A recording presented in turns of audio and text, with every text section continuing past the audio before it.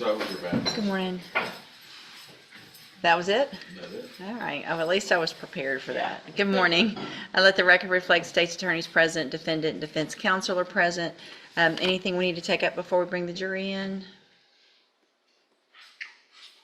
Nothing to say. Nothing for them to finish.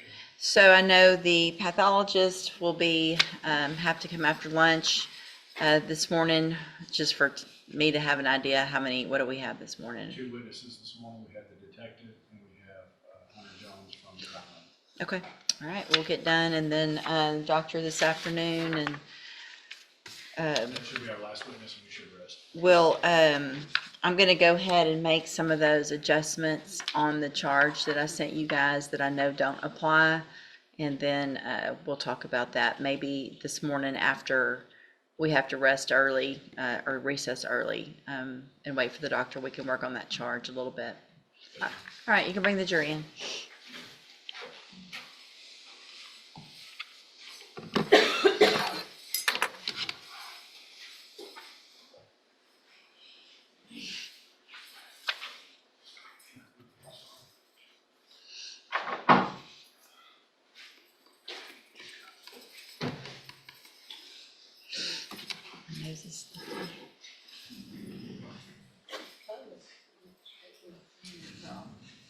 Uh-huh.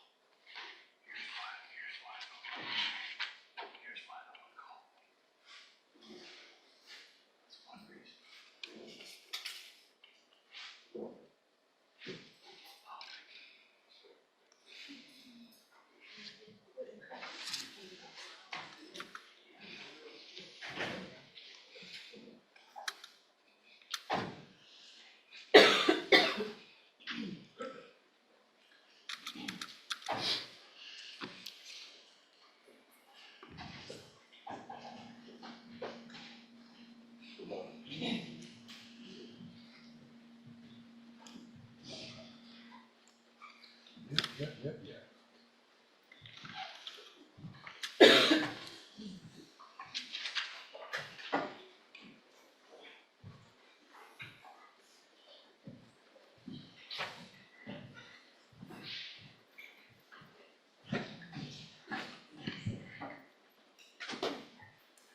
Good morning. Let the record reflect the jury seated, state's attorneys present, defendant and defense counsel are present. Mr. Smith, you may call your next witness. State calls the Detective Saeed Sarant.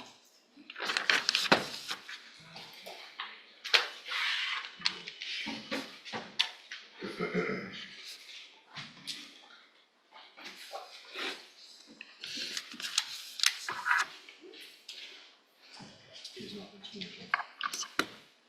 Good morning, sir. If you please raise your right hand, do you swear or affirm the testimony you're going to give in this trial will be the truth, the whole truth, and nothing but the truth, so help you God? Thank you, sir. You can have a seat.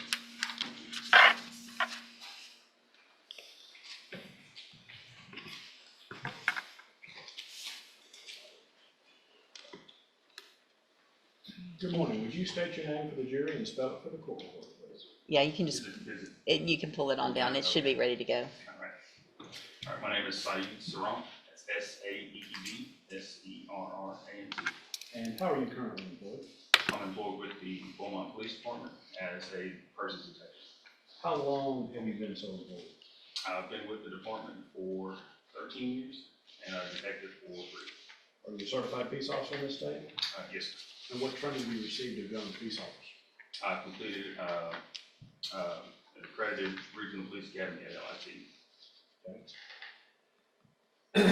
So what are your duties as a detective with persons at Beaumont PD?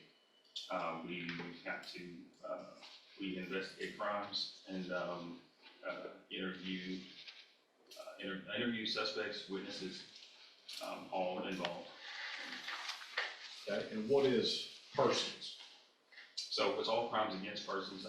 They can range from something as simple as telephone harassment, simple assaults, robberies, aggravated robberies, all the way up to homicide. Now, were you assigned as the detective to investigate the aggravated robbery and murders that occurred at 1830 Elgin on April 10th, 2023? Yes, When did you first become aware of that particular incident? I believe it was that morning. It was probably about an hour or so after the initial responding officers that got into the scene and secured the scene. Okay. Did you go out to that scene? I did. Okay. What did you observe when you got there? Can you describe that for the jury? Yes. When I first got there, the scene was secured with crime scene tape, patrol units to block off the street, and several patrol officers.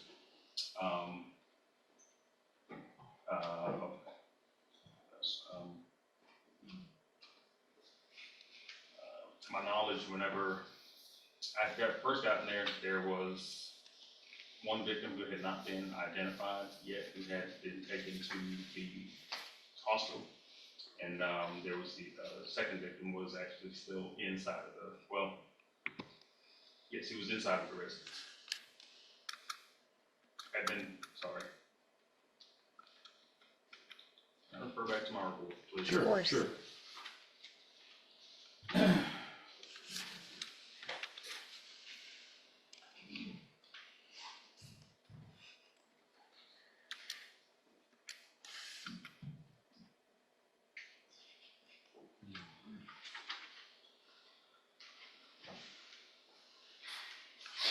Okay, so the second victim was actually had been brought from inside of the house and was found located outside. And that turned out to be Ahmaud Hayden, the actual person who was staying at that place. Yes. All right,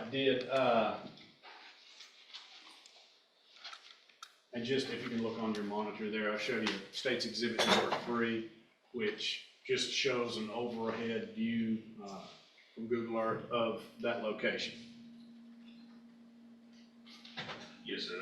That is the location I responded to.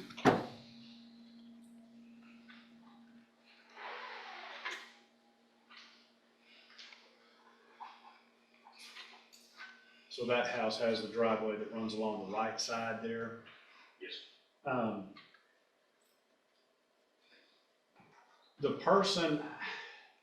The other decedent, the one who died at the hospital, did it take a while to track down who that was, the identity of that person?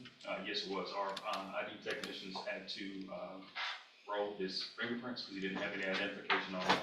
To roll his fingerprints and enter them into APHIS. And then once it was entered, some time later, that's when his identity was confirmed. What is APHIS for the jury? I don't know what the actual acronym is, but it's basically a system used to identify persons based on their fingerprints, if their fingerprints have already been put into the database. So it's a huge database that if you rolled my thumbprint, you could run it through there to see if I had my identity, my fingerprints in that database. Yes. And if I had been fingerprinted in some official capacity, it would be entered into that database. Yes. So that's how you were able to obtain or determine who he was. But that wasn't even until after the autopsies had completed. Is that correct? Correct. Now, what do you do as an investigator when you get a case like this? What did you do? So initially, of course, I walked through the scene, talked to the responding officers, found out if there were any witnesses that were present during the scene, and found out that they weren't on scene when I arrived. They had already been transported to the police station. Okay. Those would have been Melissa Jordan, Ray Mason, Carlton Ray Mason, and Robin Buckerwood. Yes, Did you have an opportunity to interview them? I did. Okay. And what were you were you able to understand what had happened that night that caused all of this? Yes, I did. What did you do after that? After completing interviews with them, I believe the next day we had obtained a Crime Stoppers tip in reference to surveillance footage from a residence on Elgin Street. Made contact with the homeowners there, spoke with them, and they were able to pull up their footage from the night of the incident. Okay.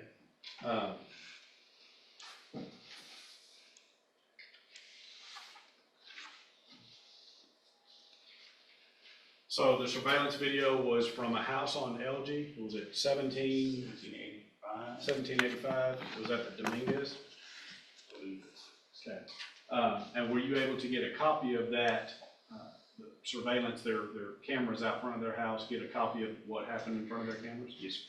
And I'll show you what's been marked as State's Exhibit number 9. Does this contain a true and correct copy of the surveillance videos from 1785 LG? Yes. We'd offer State's Exhibit number 9 into evidence. Judge, the defense has previously been provided a copy. We have no objection.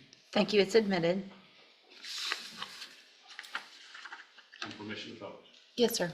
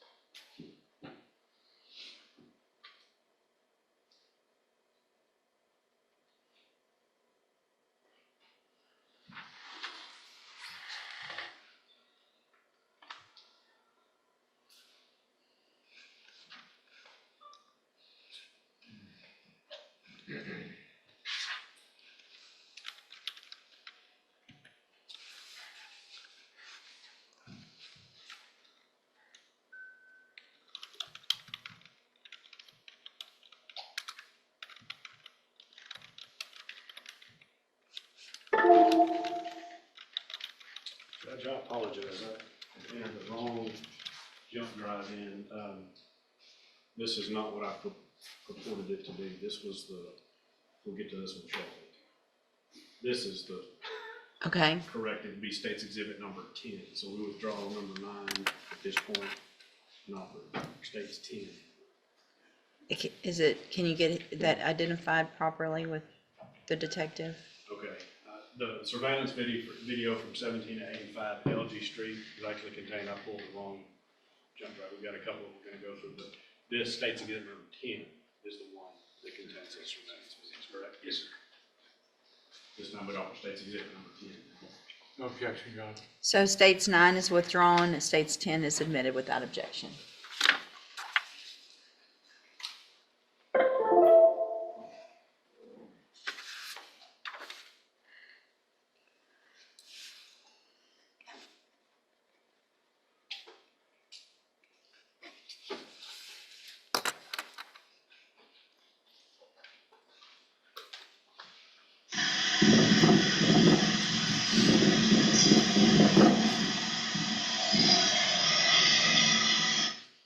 Okay, now, can you orient the jury as to where this house is in relation to the house where the actual murders occurred?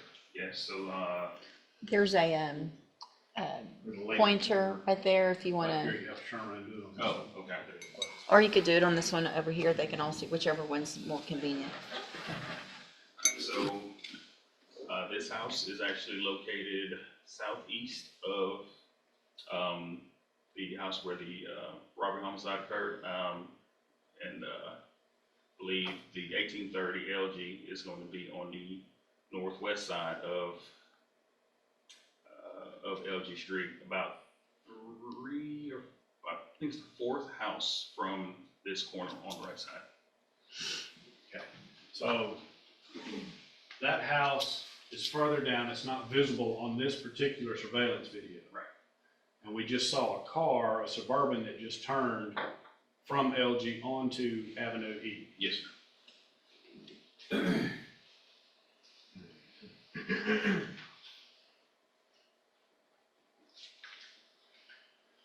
Okay.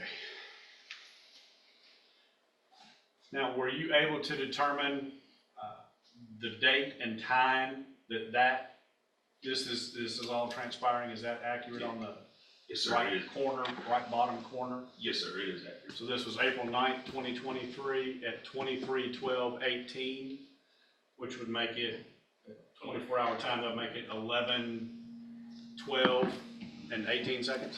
Yes, PM. Yes, sir.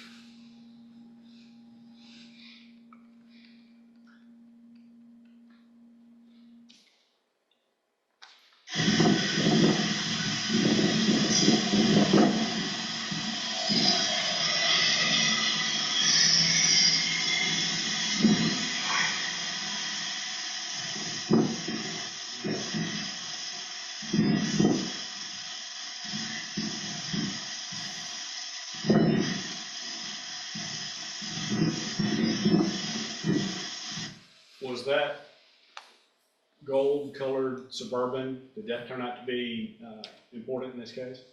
Yes, sir. That Suburban belonged to Carlton Mason. And so they left that house, well, did you speak with Carlton Mason Yes, sir. about what had happened, what had transpired? Yes, sir.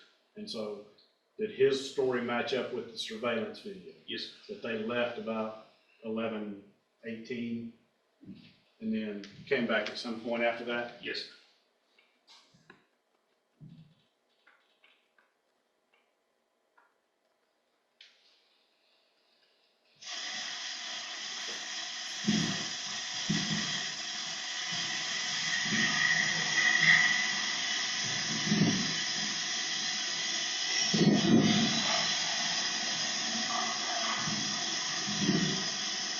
So that would have been the same Suburban returning to the home at 11:41 Yes, sir. PM?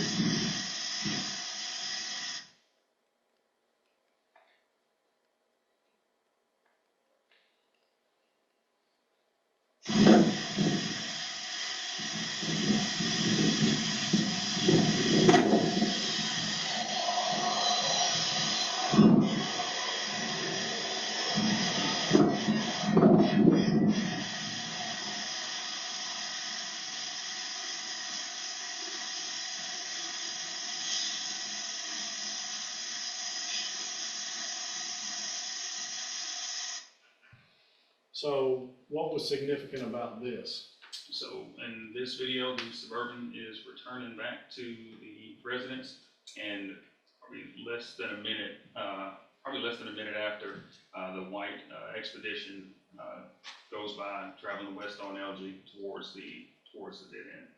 Okay, so less than a minute after the Suburban has come back, that Expedition came from a different direction, Yes, sir.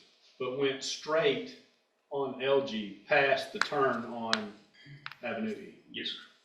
And again, there are only 4 houses on that dead end of LG. Yes, sir. And then the road stops and the railroad tracks are there. Yes, sir.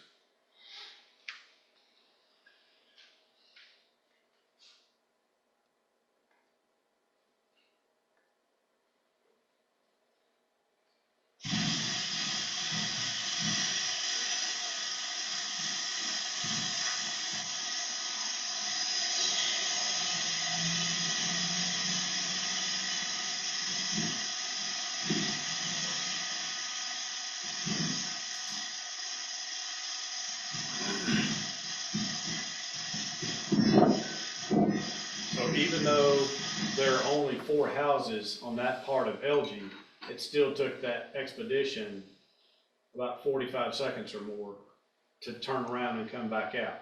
Yes, sir. Did that turn out to be significant? Yes, sir.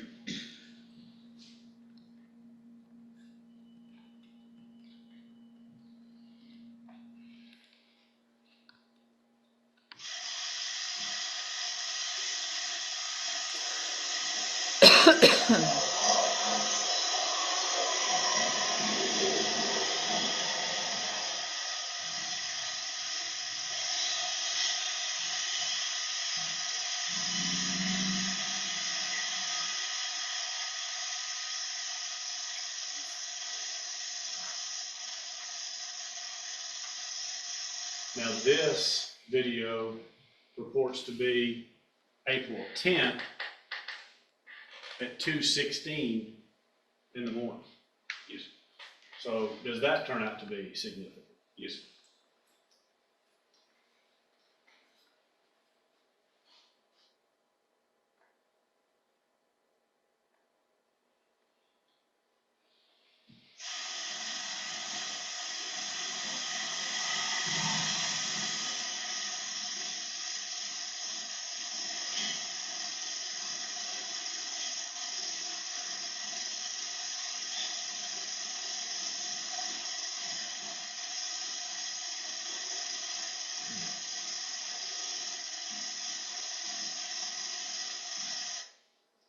And so at 2:21, Beaumont Police first arrived at that location. Yes, sir. So this is really 3 or 4 minutes after we see that expedition go by. How does that turn out to be significant?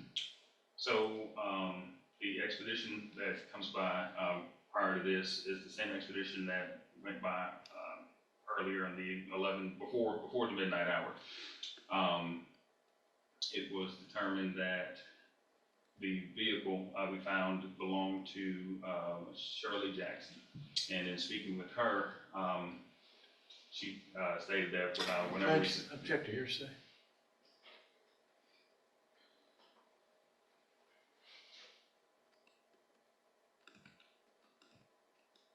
She's already testified to this, Judge, I would think it, at this point.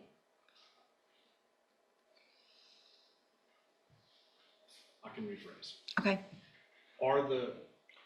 When you spoke to Shirley Jackson, the things that she told you, were they corroborated by physical evidence and by video evidence?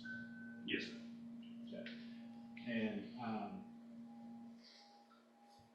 the fact that that vehicle was in the neighborhood at 11:40, whatever, and still there, or again there at 2:20 in the morning,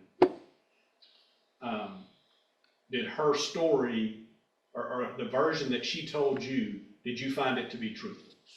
Yes, sir.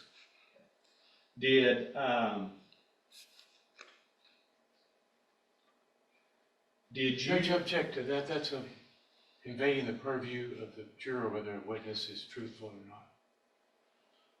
I said, did he feel that it was truthful? Overruled. So you felt like she was forthcoming and honest with you? Yes, sir. Now, at first, her story wasn't truthful. Is that true? Yes, sir. But how long was it before she came to you with the truth? It was the following day.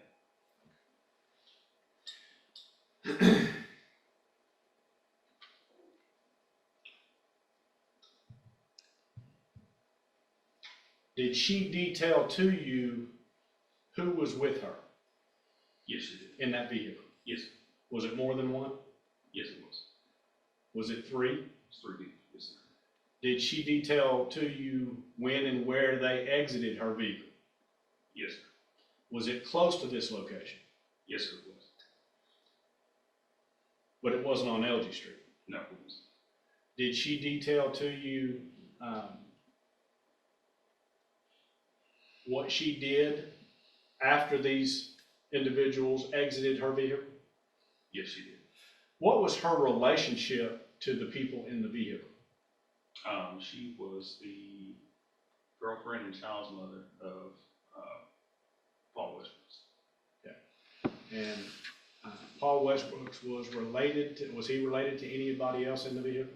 Yes, sir. He was related to Robin Dotson, who's his cousin. And Robin Dotson died in that house. Yes, sir.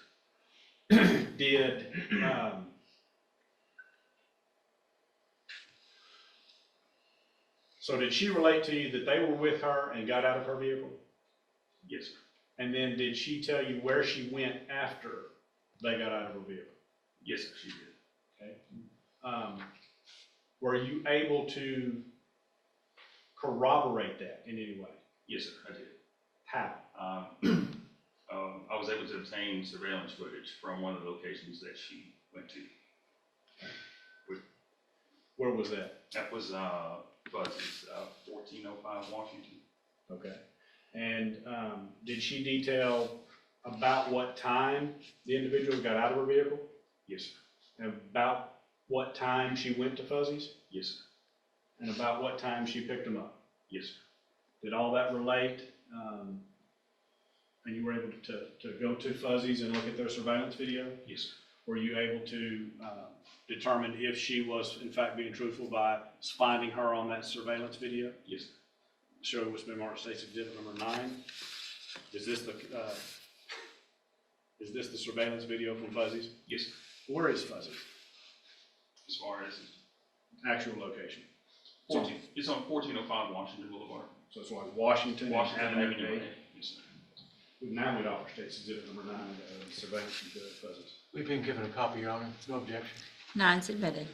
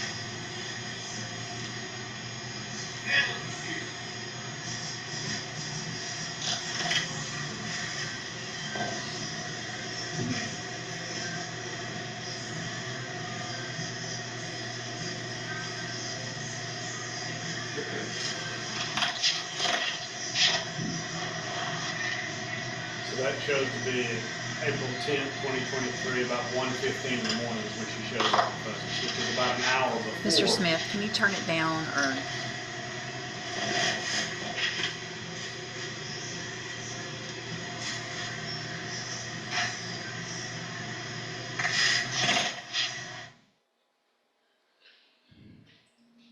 So about an hour before she's seen on LG Street again. Yes, sir.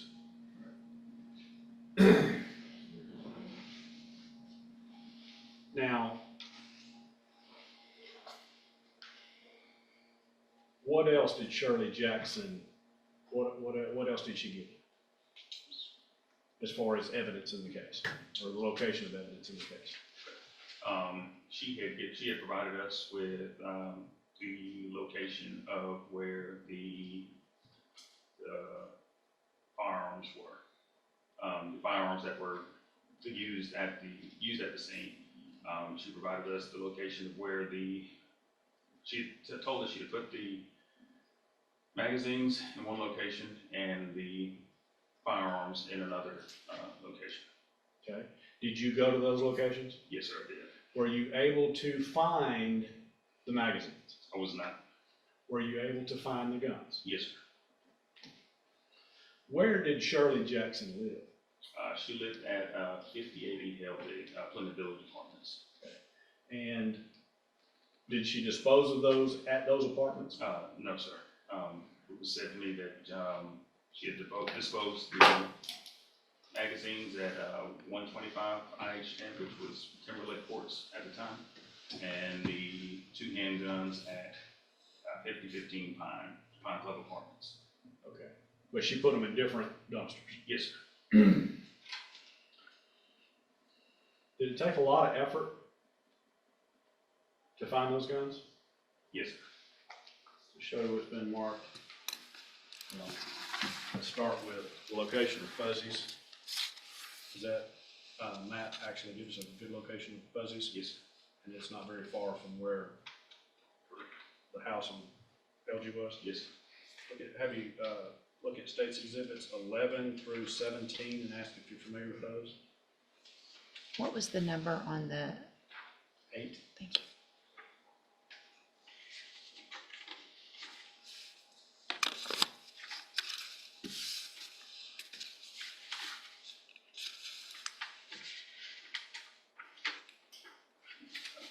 Yes, sir. That's the natural division. These photos fairly naturally depict where the gun was actually recovered from. Yes, sir. With our States 8 and 11 through 17 in essence.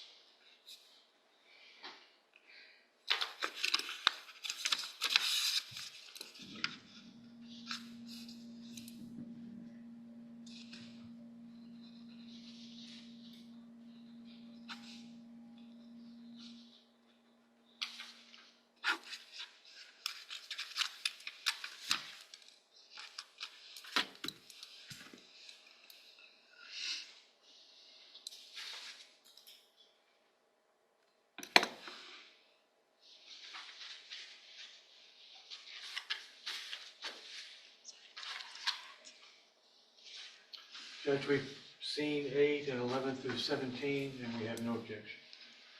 8 and then 11 through 17 are admitted.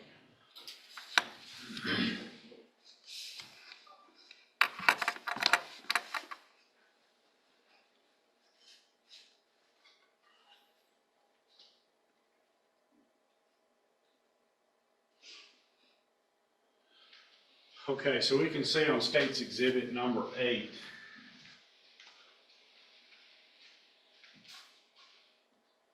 Fuzzies is located here. This is Avenue A, this is Washington Boulevard, and then this is LG down here, and this is Avenue E. So the house where the murder took place and the robbery took place was here, and so that's really, how far would you say that is? It's not very far, is it? Less than half a mile.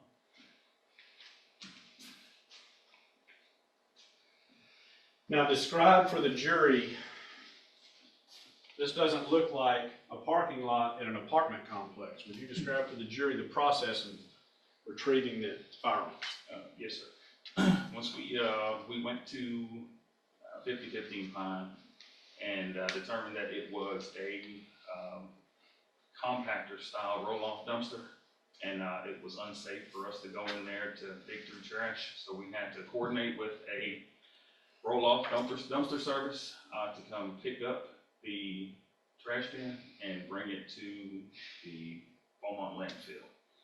Coordinated with the landfill to give us an open, clear area to dump the trash from that previous weekend, so we could then dig through it to locate the evidence. Sounds like a fun job. I don't want to have to do it again. Show you States Exhibit 12. Did Shirley describe the way the guns were packaged? Yes, sir. So you knew what color to be looking for at least? Yes, sir. Was that able to help you track it down? Yes, sir. And what do we see in States Exhibit number 12? A pink bat towel. States Exhibit 13, getting a little closer. Yes, sir. States Exhibit 14. And then State's Exhibit 15, were these the firearms that were found wrapped in, around that towel, wrapped in that towel? Yes, sir. State's Exhibit 16 is a Ruger Security 9mm. Yes, sir. And then 17 is a Springfield XDS 9mm. Yes, sir. Show what we have marked State's Exhibits 18 and 19. 19 is a turquoise colored Springfield XDS. Is this the gun that was recovered from that dumpster, Yes, sir. wrapped in that pink towel? Yes, sir. And State's Exhibit 18 is a black Ruger 9, Security 9mm. Yes, sir. Was this also recovered from that pink towel in that dumpster? Yes, sir. And you personally recovered these? Yes, sir. Now, we'd offer at this time States 18 and 19 into evidence.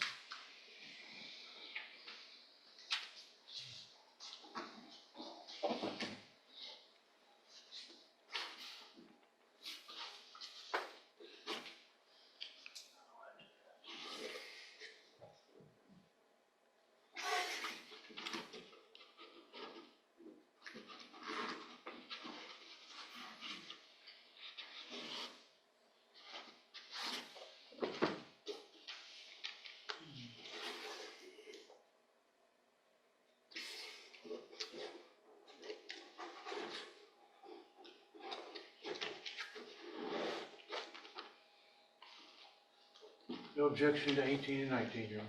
Have they both been made safe, Yes, Judge. secured? All right, 18 and 19 are admitted.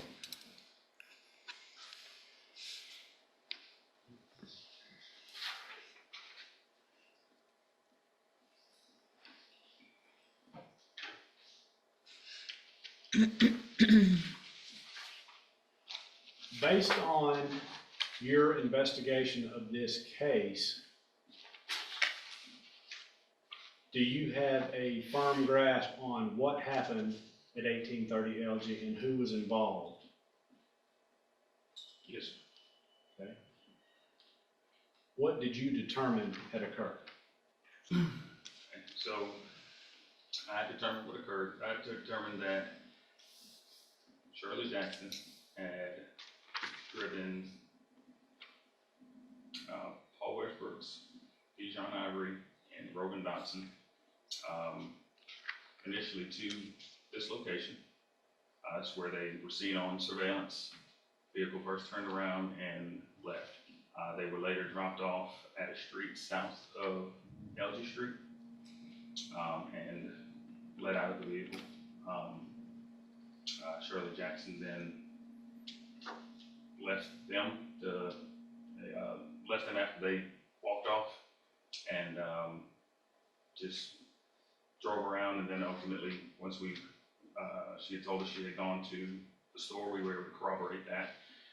During that time, it was determined that the three individuals, Paul Westbrook, Dijon Ivory, and Rogan Dotson, had conspired prior to go to 1830 Elgin Street to commit a robbery, and that residence belongs to Ahmad Hayden. During the course of the robbery, of course, we know that Rogan Dotson had been shot, and then in turn, Ahmad Hayden was then shot after.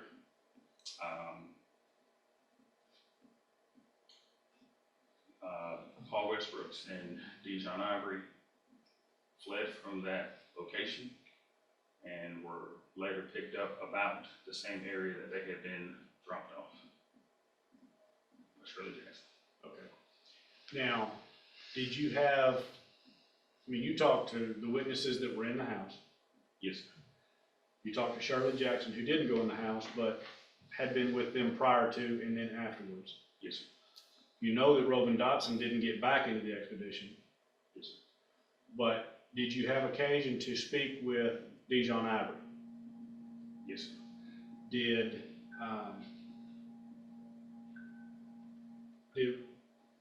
was there anything that he said different from the way you understand it? No, sir. Did you also speak with Paul Westbrooks? Yes, sir. Did you give him the opportunity to give a statement to you? Yes, sir. Did you ask him about his involvement? I did. Yes, sir. And what was his response to that? He denied it. He denied being involved and having any knowledge of what had taken place. So he wasn't there, didn't know anything about it, not me. Yes, sir.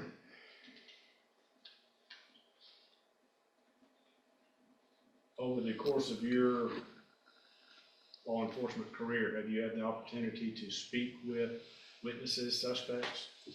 Yes, sir. I've been on few or many occasions. Many. Do you have to get a feel for who's telling you the truth and who's not? Yes, sir. And after speaking with Paul Westbrooks, did you feel like he was honest with you? Object to speculation, Your Honor. Overruled. You can answer. Can you repeat the question? Do you feel like Paul Westbrooks was honest in his account to you? No, sir. I do not.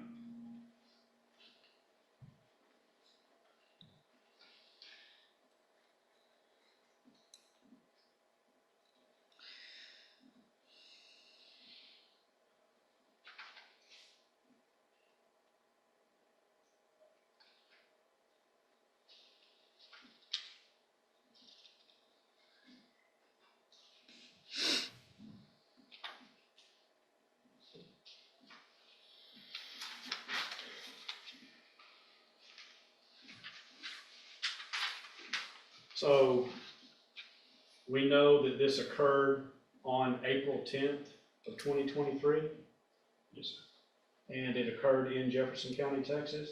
Yes, sir. And there was an aggravated robbery that was committed there at 1830 LG. Yes, sir. Is going into someone else's home with firearms, would you consider that an act clearly dangerous to human life? Yes, sir. Is a firearm an instrument capable of inflicting serious bodily injury or death? Yes, sir.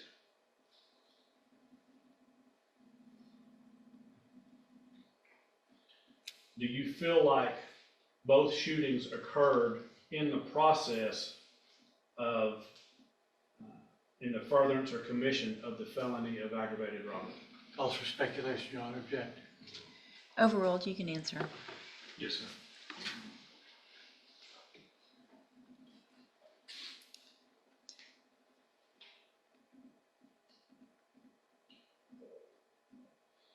And that robbery resulted in the death of Rovin Dotson and Ahmad Hayden.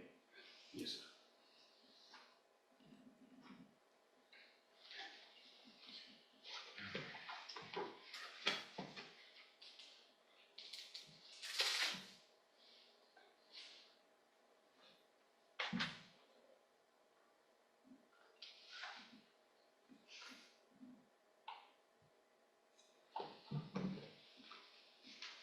One second, Judge. Sure.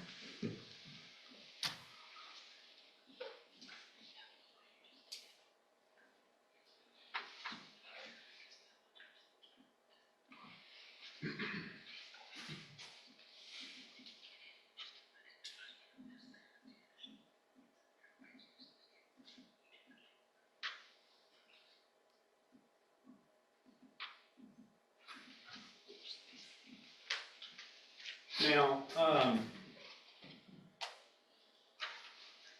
when you know who you're looking for, you have resources that you can go to try to figure out as much information about them as you can with information. Yes, sir. The person that you interviewed, you said was Paul Westbrooks. Yes, sir. Was that Paul Edward Westbrooks Jr.? Yes, sir. And are there a couple of other names that he's gone by, like Paul Westbrooks and Paul Westbrooks Jr.? Yes, sir. That person that you interviewed that denied being a part of it, but that you feel is a part of it, do you see him in the courtroom here today? Yes, sir. Would you point him out and identify an article of clothing that he's wearing, please? Yes, sir. It's that gentleman there, with the khaki colored suit jacket. Your Honor, let the record reflect he has identified the defendant in this case. The record will so reflect. That's witness. Thank you. Mr. Smith, Mr. Vasquez? Thank you, Your Honor.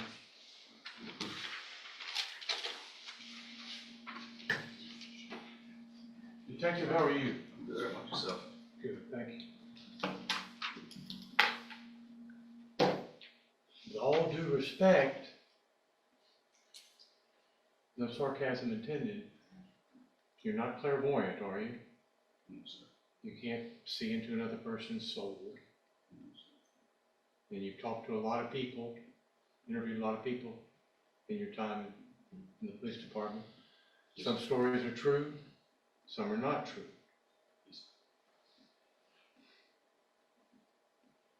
There's more than one Ford Expedition in Beaumont, Texas, is there not?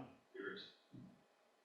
You didn't actually see Mr. Westbrooks in a Ford Expedition, did you? No, sir. You didn't actually see him get dropped off or picked up anywhere, did you? You didn't see him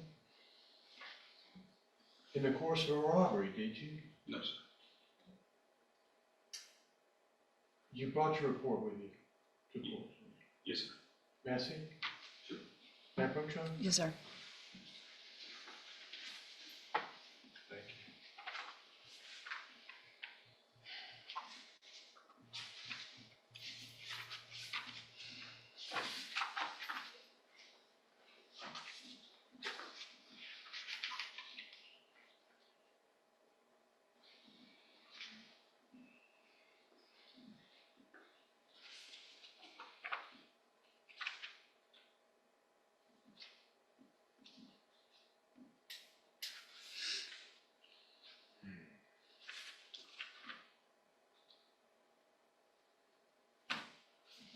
Thank you. Thank you. I want to make sure it's what I have.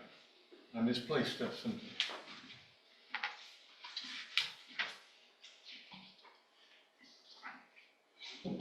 Did you interview Miss Jordan? Melissa Jordan? Melissa Jordan? I did not personally. Did you interview Miss Buckaloo? I did. Did you interview Mr. Macy? I did, yes,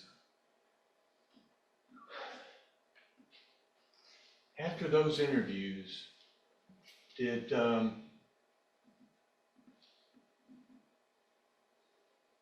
without telling me what anyone said, after those interviews, were you looking for a person with the first name Mike? Yes. And you interviewed Michael Smith, That's correct. and he was ruled out as a suspect. Yes, sir. Did you interview Michael Pelican?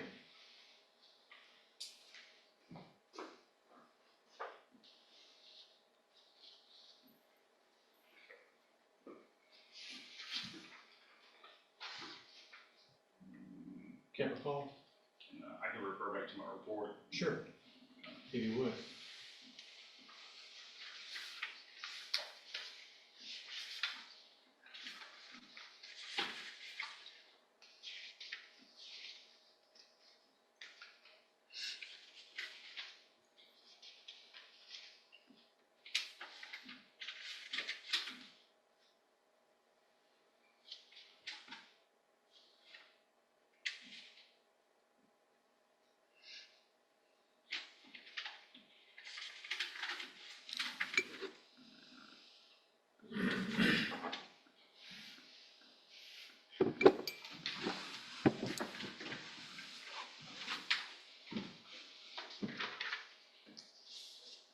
I don't have a Michael Pelican in my report.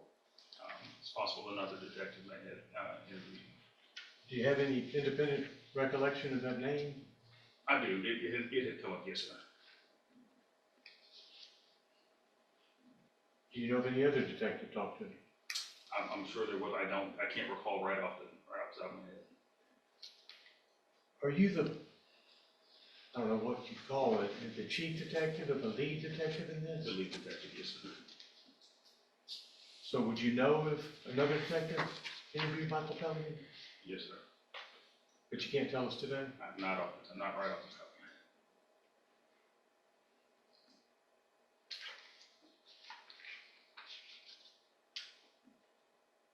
Did you interview Anyone with the nickname Day Day?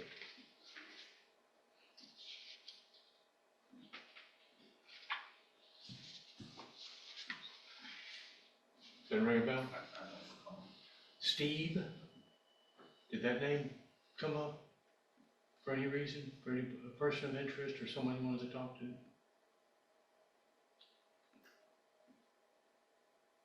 I say person of interest because I think I've heard it on television or something. I've never actually seen it here before. That name I doesn't ring a don't bell? recall the name, Steve.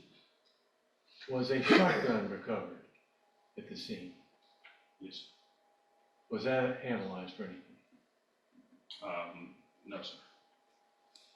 Not analyzed for DNA or fingerprints or anything like that? No, sir. Why not? This was located in a closet, inside of the residence. And was not a part of the actual crime scene itself. Well, if witnesses said the shotgun was part of the crime scene, I think it's in your report, that a shotgun was used, would that be something you'd need to look at? Something that might need to be analyzed? Not if it was.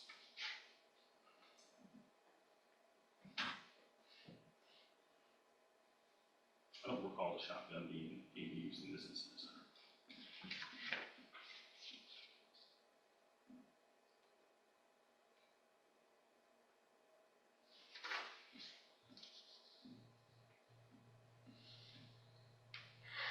You don't recall after speaking with,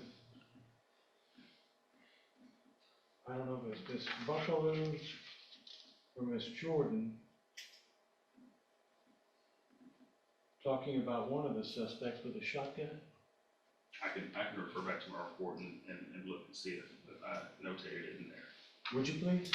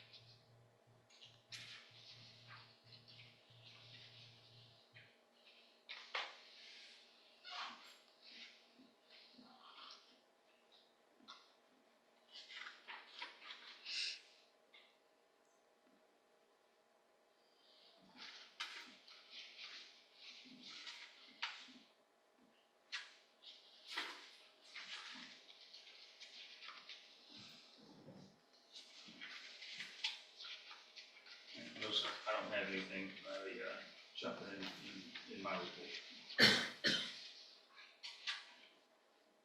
Might it be in another officer's report or another detective's report? It's possible.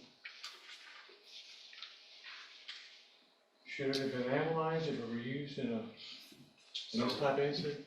So in my report, I actually did locate it, where an officer did locate a shotgun in a closet, and it was removed from the residence and secured in a patrol vehicle. But I did not get any witness testimony about a shotgun being involved. Did you ever actually see it in your course of the investigation? I don't recall, sir. How about a pistol, or I don't know if it's a pistol, revolver, or 38? Might that be in your report, it's being found at the home? No, sir. No? No, You wanna look, or are you sure that? I can take a look, but, if there was one located, it too would have been, it would have been analyzed. It would have been? Yes, sir. If, like I said, if one had been located.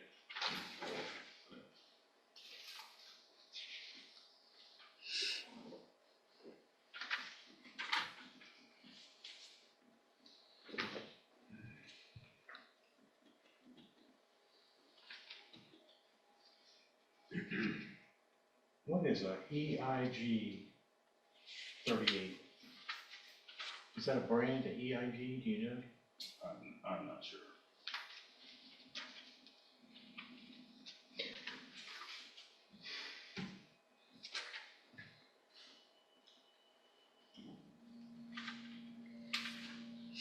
The Ruger, the black Ruger that you located in the dumpster, do you know who the owner of that is? Yes, sir. Can you tell us who the owner of that is? That gun belonged to Shirley Jackson. How did you determine that? Anytime we get, well, she identified the gun as it belonging to her. Did you check, how do you check to find out who owns a pistol when you just find one laying around somewhere? And an ATF trace is done on Firearms. And she came back as the owner? I don't recall, right? I don't have it with me, no, sir. Would a person have to register their firearm Yes, in sir. order for them to? Yes, sir. How about that one, the T or the turquoise handled one? Yes, sir. Could you determine who that belonged to? Again, that same gun would have an ATF trace on it. Do you know who the owner is? From the investigation, it was determined that it belonged to Ahmad Hayden, but like I said, I don't have the ATF trace with me to determine exactly if, I don't remember.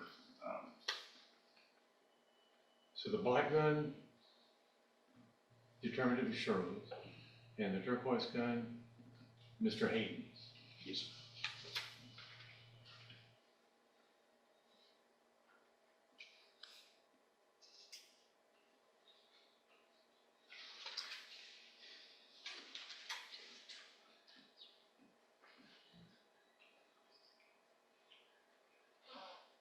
Were Miss Buckaloo or Miss Jordan able to identify Mr. Westbrook from the photo arrays you showed? Or the detective showed? No, sir. You don't know? I don't recall. You don't recall whether they could identify him or not? No, sir. Well, that'd make a big difference in the case, wouldn't it, if they could identify him or they couldn't? They had masks on their faces, so we're able to determine that. They all had masks? Sir, I don't recall. Okay.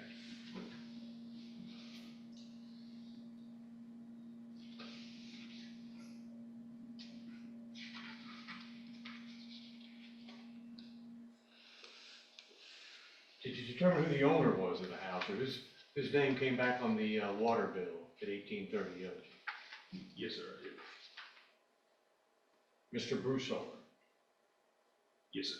and that was Hayden's. It was uncle by marriage, I believe. Did you know Mr. Hayden from any previous dealings? No, sir. Do you know if he sold drugs out of the house? Or do you know? Did I know that personally prior to? No, sir, but I've come to learn that in the investigation.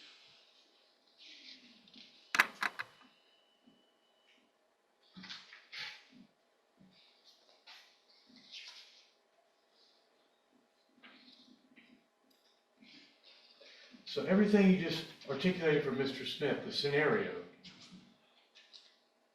that came from Ms. Jackson. From Ms. Jackson and the other today. Yes, sir.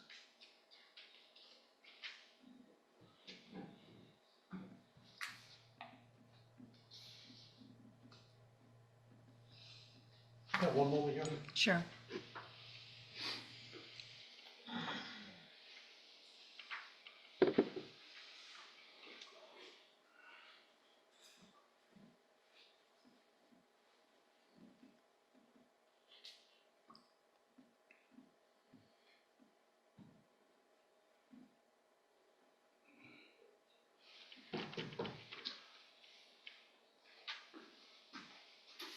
No further questions. Thank you, Detective. Thank you, Mr. Vasquez. Mr. Smith? Yes, Judge.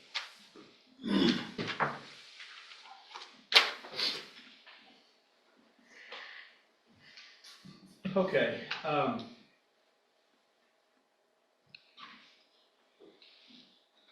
there was a focus on the two 9mm that were recovered, right? Yes, sir.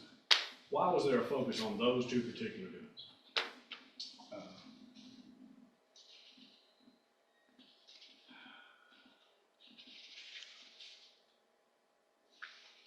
It was because those were the ones you felt were actually fired in the house? Yes, sir. The shotgun that Mr. Vasquez mentioned and has maybe been mentioned by other witnesses, was there any evidence it had been fired in the house? No, sir. Was there any evidence about it being done anything other than pointed at people? No, sir. Okay. And it was actually picked up by one of the officers and put in a patrol car before you even got there. Yes, sir. Is that correct? Yes, sir. So you didn't deal with it at all? I did not. It was turned into evidence by patrol officers? Yes, sir. And the reason that we know Mr. Westbrooks was involved and the story checked out was not just because of what Shirley told you, and not just because of what Dijon Ivory told you. It was because those things fit. They made sense. They fit in with the other evidence that you found. There was corroboration on every part of all of that. Yes, sir. Wasn't there? Yes, sir.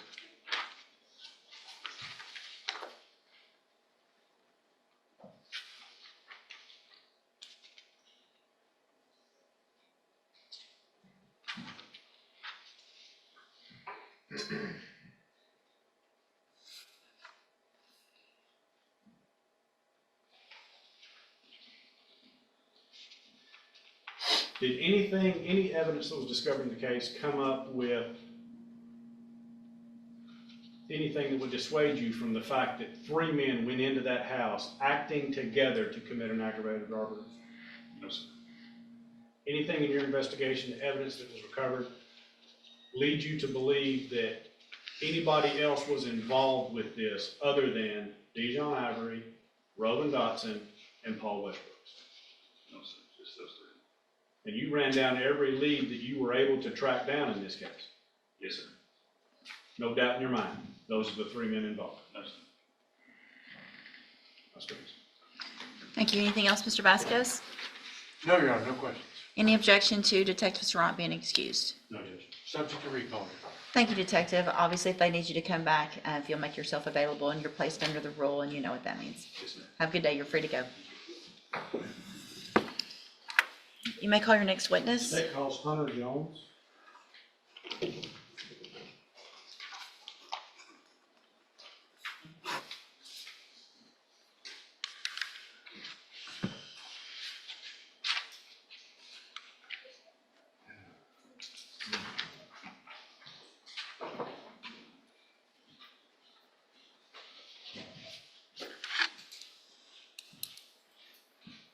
Good morning, sir. Good morning. If you please raise your right hand, do you swear or affirm the testimony you're going to give in this trial will be the truth, the whole truth, and nothing but the truth, so help you God? I do.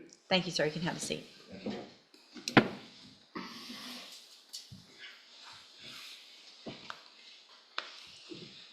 You may proceed. Good morning. Would you state your name and spell it for the court, please? Sure. My name is Hunter Jones. It's HUNTERJONES. And how are you currently employed? I'm a forensic scientist and more specifically firearms examiner with the Jefferson County Crime Lab here in Beaumont. And what training and experience do you have as a firearms handler? I have extensive on-the-job training with senior examiners at the lab.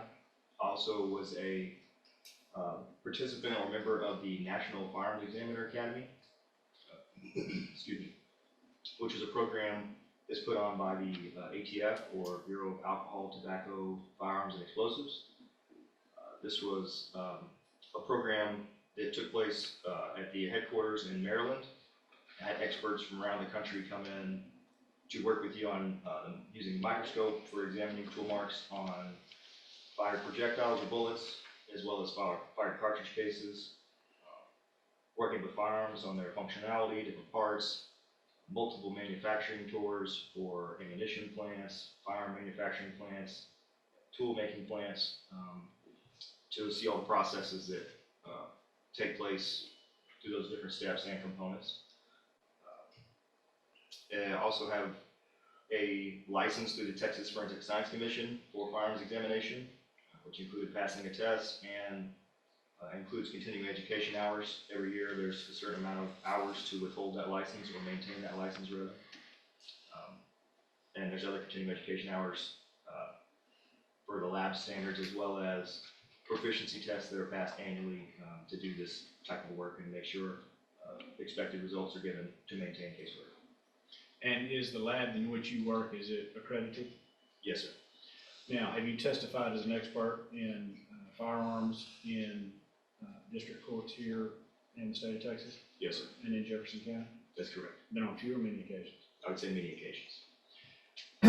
Now, let's turn our attention to your case, your lab number RCL-23-120155. Did you perform some analysis and show you what has been entered into evidence as states 18 and 19? 18 is a black Ruger. Yes, sir.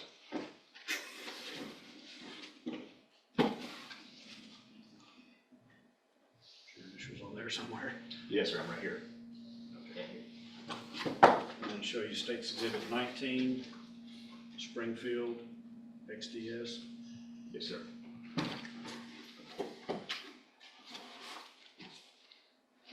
At the top there again, yes, sir. Here. So you performed analysis on States Exhibits 18 and 19. Would you describe that for the jury, please? Sure. The analysis on these two exhibits would have started with a function examination. So those would be checked out from our secure vault by me.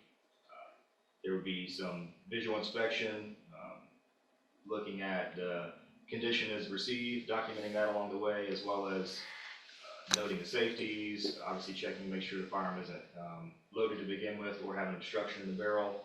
And after this process is documented and it looks operational in the laboratory, I then proceed with the actual function exam, which includes test firing that at my facility as well, into a water tank that we have, which allows me to fire bullets and recover them without extra marks, so I can use them for comparisons or to evaluate the firearm itself and its ability to produce tool marks.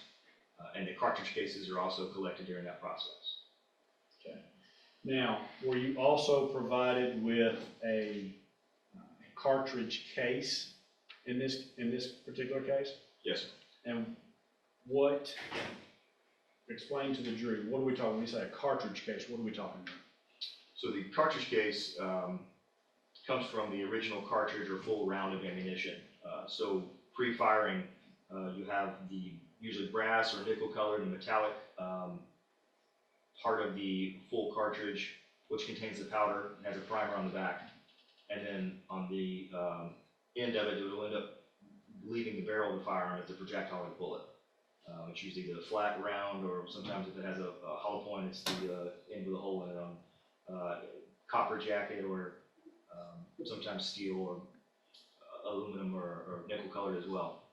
And upon firing, those two components separate, so the bullet travels out of the barrel, propelled by the explosive gases and powder that's discharged. And that cartridge case, depending on the weapon, either is retained in the weapon, in the case of like a revolver or a single shot, oftentimes, or in a semi-automatic fashion, which is what these two weapons are, it's expelled, typically extracted or ejected, and that's the empty cartridge case that I'm referring to. Okay, so there was a Blazer brand 9mm Luger cartridge case that was submitted along with these two firearms. That's correct. Were you able to examine and analyze that cartridge case? Yes, sir. Were you able to determine if that cartridge case was fired from either States 18 or 19? Yes, sir. Was it? It was my opinion that that Blazer brand 9mm Luger caliber cartridge case was identified as fired in the my Exhibit 3 firearm, which I believe is going to be the State's Exhibit 19. That would be the Springfield. That would be the turquoise gun that we see up on the screen there. That's correct. But that was the only cartridge case that you were given. That's correct. And were you also given a projectile to compare? Yes, sir.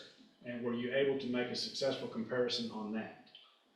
On my examination and comparison of the projectile, there was a significant portion of that copper jacket missing, which means from my examination, the tool marks necessary to make a association with any firearm largely were missing, and I documented very limited information being present.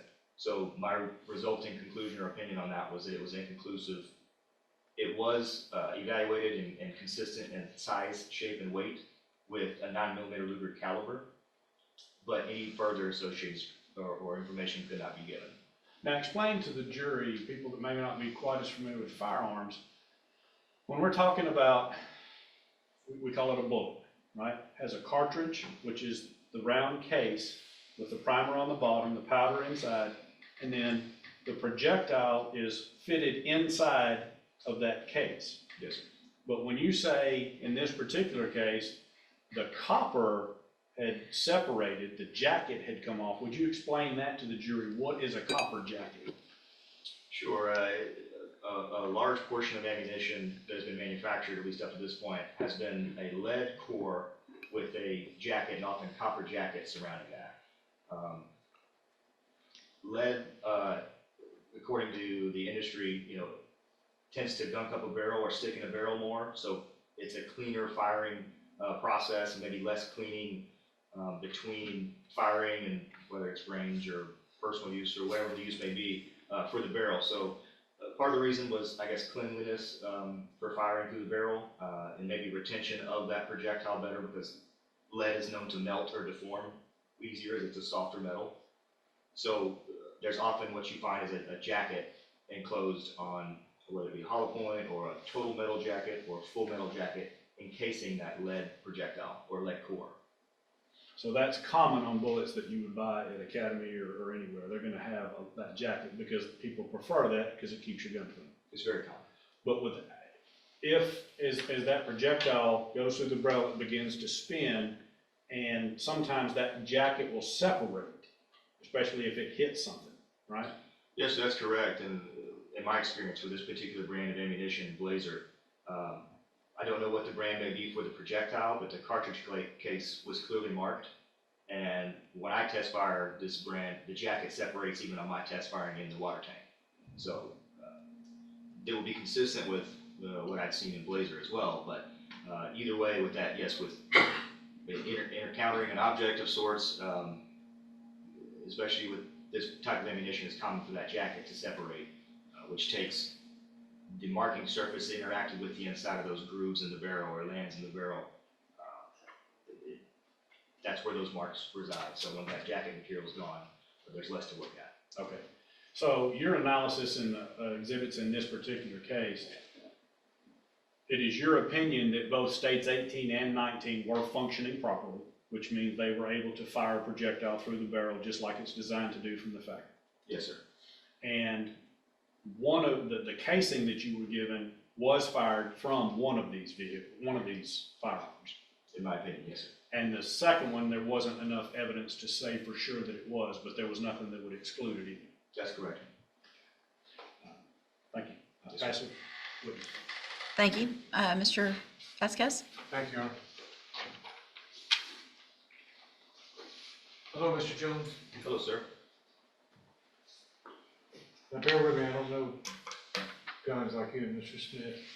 He said, I think the three he said were full metal jacket, hollow point, what was the other one he mentioned? I believe I said total metal jacket. Today, I mean, in conclusion, what they brought you was a shell casing that you determined to come from this gun up on the screen. correct? The teal gun, Yes, sir. Springfield. And a projectile, and you couldn't determine where that came from. That's correct. And they were both 9mm? Yes, The sir. weapons? Yes, sir. The shell was a 9mm? Yes, sir. Projectile, can you tell?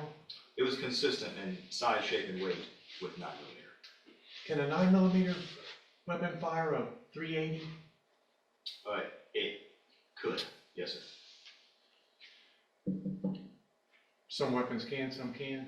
That's correct. What's it, well, I was just curious, it's got nothing to do with the case. When I see live round, what does that mean? Just a bullet by itself That would be the full cartridge, yes, sir. that you buy in the store? Correct.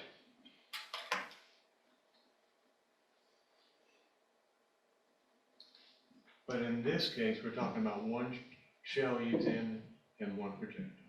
Yes, sir. Thank you, sir. Thank you, Mr. Vasquez. Anything else? Yes, one clarification, Judge. Sure. Mr. Vasquez asked you about a 380. 380 is the same diameter. It's often referred to as a 9mm Kurz or short 9mm.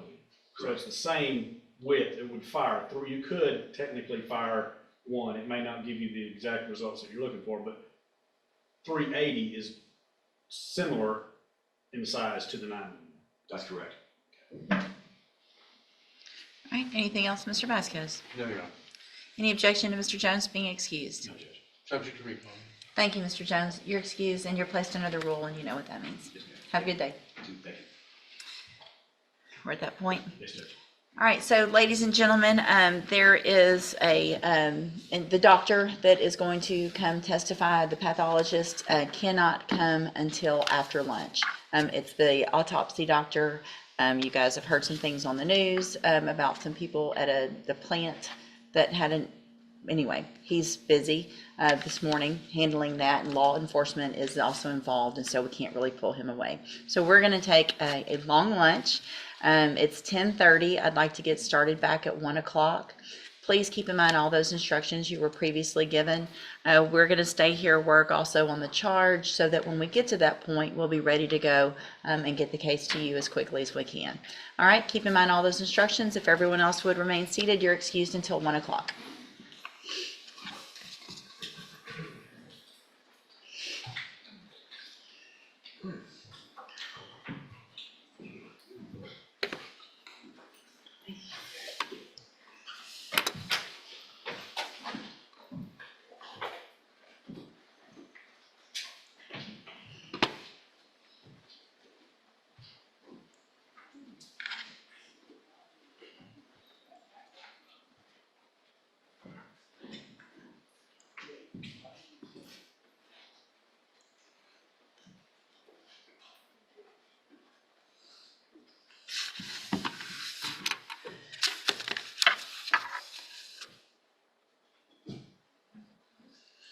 All right, anything we need to take up before we take a break?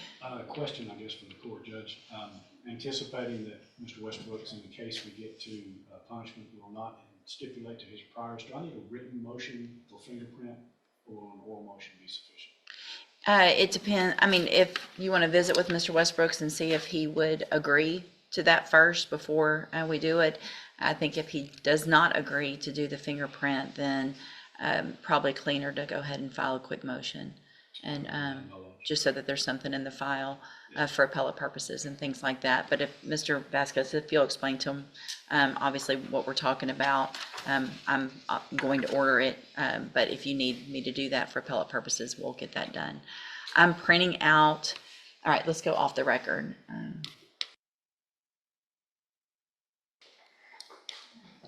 Okay, let's go on the record. State's attorney's present, defendant and defense counsel are present. Is there anything we need to take up before we bring the jury in, Mr. Smith? Nothing stated. Mr. Vasquez? No, Your Honor. All right, you can bring the jury in.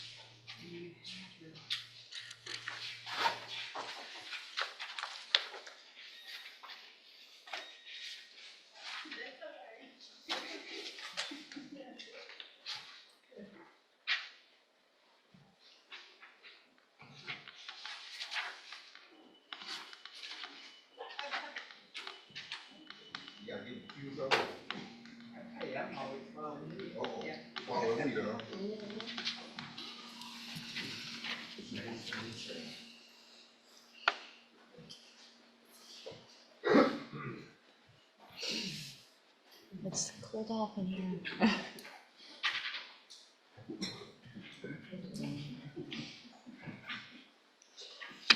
don't know if it's, why it would be so different.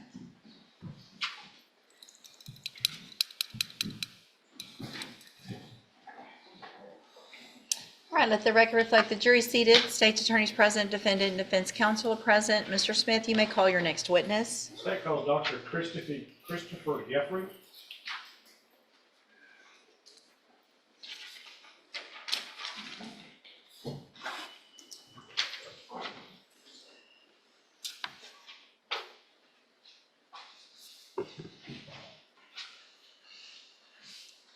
Good afternoon, sir. If you'll please raise your right hand, do you swear or affirm the testimony you're going to give in this trial will be the truth, the whole truth, and nothing but the truth, so help you God? I do. Thank you, sir. You can have a seat.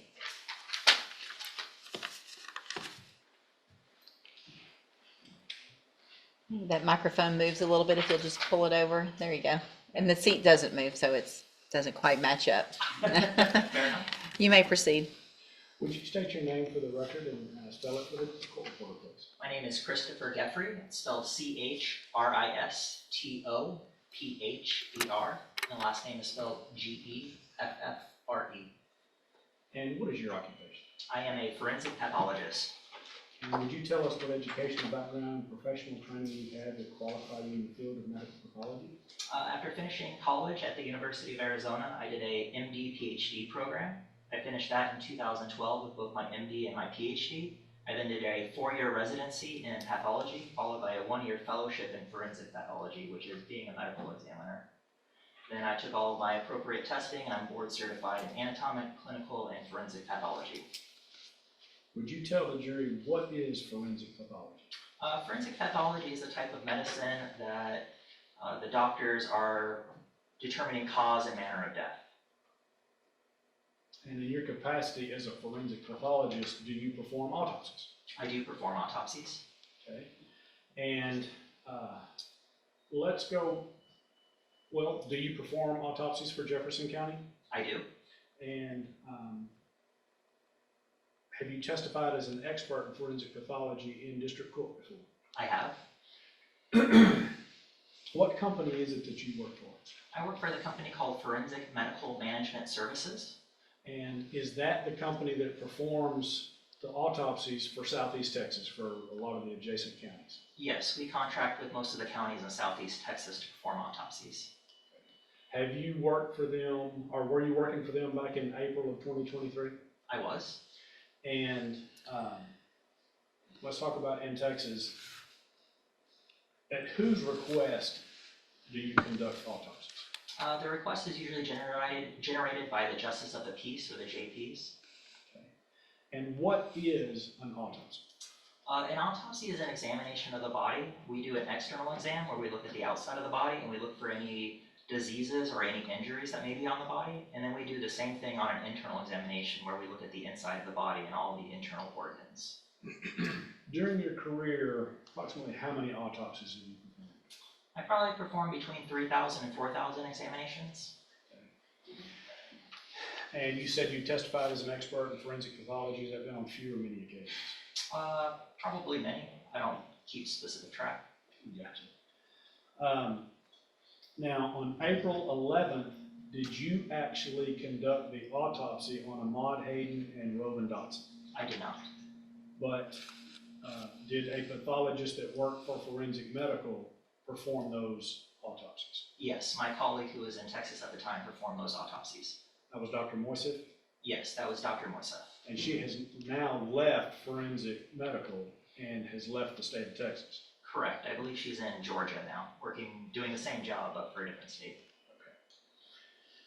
Okay, so have you had an opportunity to review the report and the photographs that were taken during the autopsy and made shortly thereafter by Dr. Moisef? I have.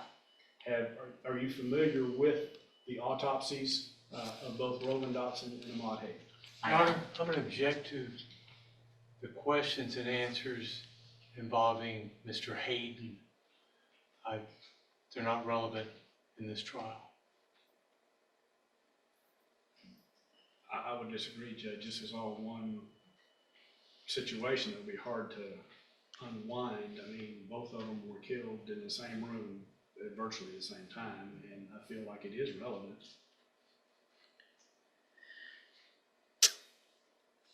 Obviously, the main issue is the death of Mr. Dotson, but I do think that they're intertwined. So I'm going to overrule your objection, but we're not going to go, I don't want to go completely into the other as much as you would Mr. Dotson. Okay. Does that make sense? That's fine. Okay. Okay, let's begin with Mr. Dotson's autopsy. Was there anything unusual that you noticed about the autopsy of Rovin Dotson? I mean, he was shot. I don't know. Okay, let me, can I approach this? Yes, sir. Show what I marked as State's Exhibit number 26. This is, It's an autopsy authorization form. When the decedent, Rovin Dotson, originally came to our office, he was unidentified, so we identified him by a unique characteristic called, I believe, Farmer Doe. Subsequently, he was identified and his name has been changed to the appropriate name. but originally when they did that autopsy, they did it under the name of Farmer Doe. Correct. At this time, this would be a copy of the authorization to perform the autopsy signed by the Justice of the Peace Is. for the person that they, since they had no actual name, they called him Farmer Doe. That's correct. No, at this time it always State's Exhibit 26 in the evidence.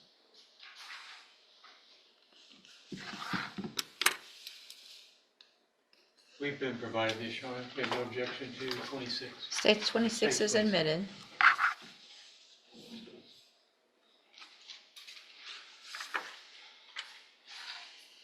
Okay. Can you describe the general condition of the body when the autopsy began?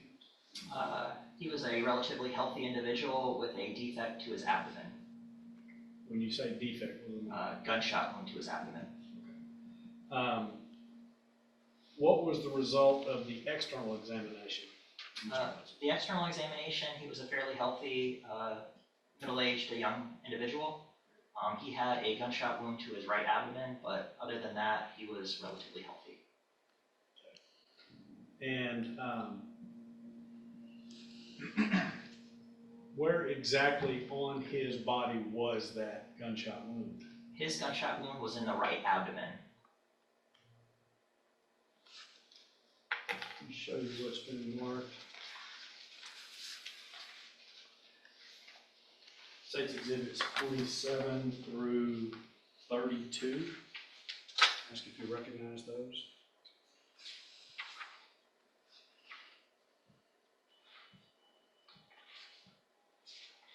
I do.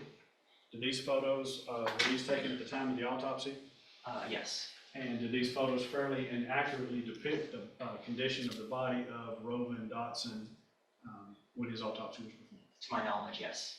We would offer State's Exhibits 27 through 32 in the evidence.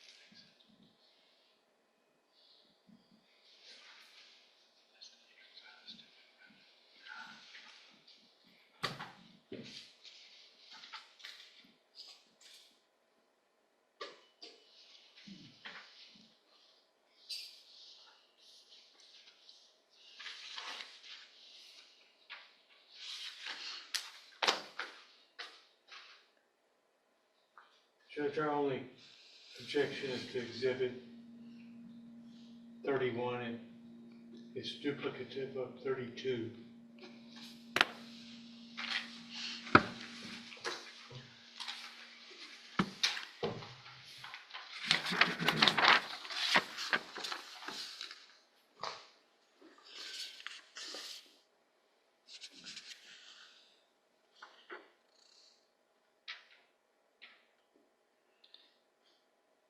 What's your response? Judge, 31 just shows the wound itself. 32 actually puts the scale there so that you can see the size of the hole.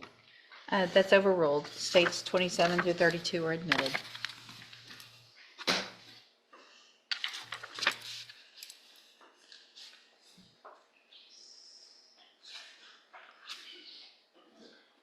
Would you describe what we see in State's Exhibit 27? That is a picture of the decedent's ankle with his identifications. It has a unique case number, the 23-0356 BMT, that every decedent gets their own unique number. It's also the county that he was found deceased in, and then his name at the time of autopsy and the date of death, I believe. Okay, and that 230356 BMT, that is a police department number, or that is a? That is a forensic medical management services number that we use, and we make a unique number for every decedent. So you assign that actual number? That's correct.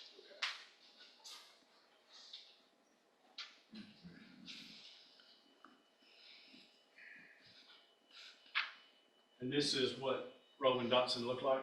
That was his face? That's correct. Okay. The State's Exhibit number 29, the gunshot wound that you're talking about is just below the unique number? Yes, you can see the white ruler on his abdomen. Just below that, you'll see a circular defect with a black ring around it. That's the entrance gunshot wound. And then below that, you can see his belly button. And then State's Exhibit number 30 is just a closer up view of that gunshot wound? That's correct. That's a higher magnification image of the gunshot wound. In the center of the black circle, you can see the round defect, and that's the gunshot wound itself. Surrounding the entrance gunshot wound is that black discoloration, which is soot, and that is from the gun firing. So when you see soot and stippling around the entrance wound, what does that tell you as a pathologist? As a pathologist, we use soot and stippling to help determine range of fire. Soot indicates that it was a contact gunshot wound, meaning the muzzle of the gun was up against the skin when it was fired. Stippling is unburnt gunpowder that slaps into the skin and causes little punctate red abrasions. And that indicates an intermediate range of fire, meaning somewhere between inches and feet away, depending on the gun and the type of ammunition. Okay. So based on this particular kind of wound with the way it presents here, how close would you say the gun was to the abdomen of Roland Dotson when it was fired? I would say it's touching, if not close to touching.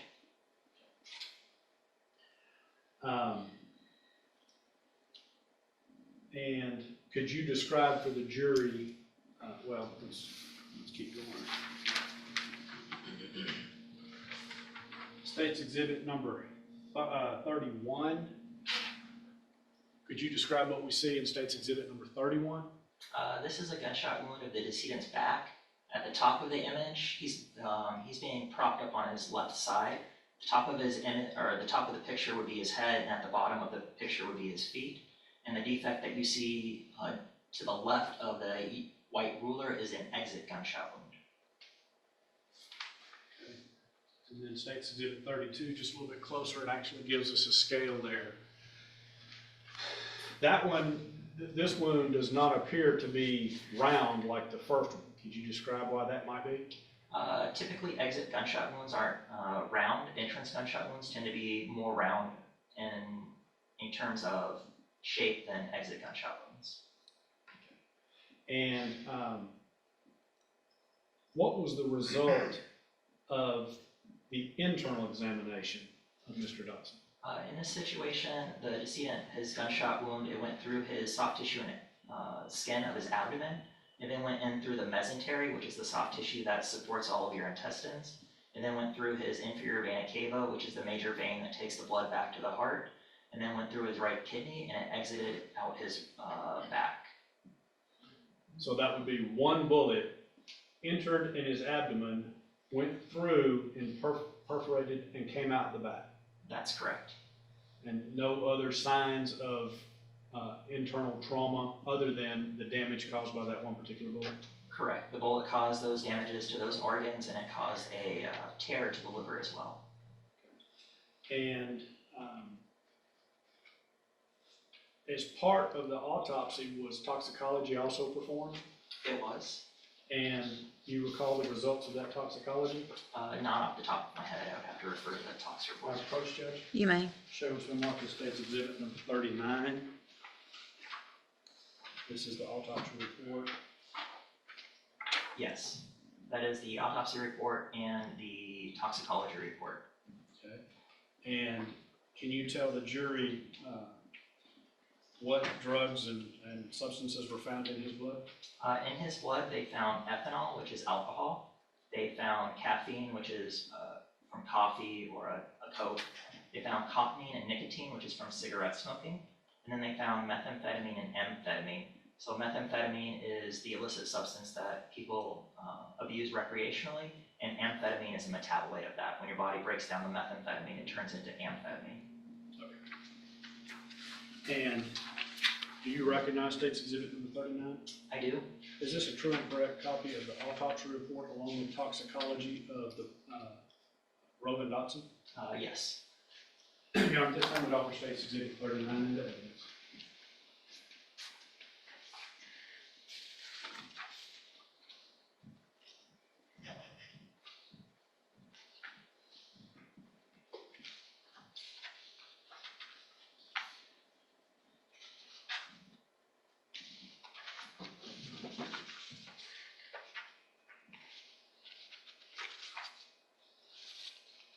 No objection to state 39. States 39 is admitted.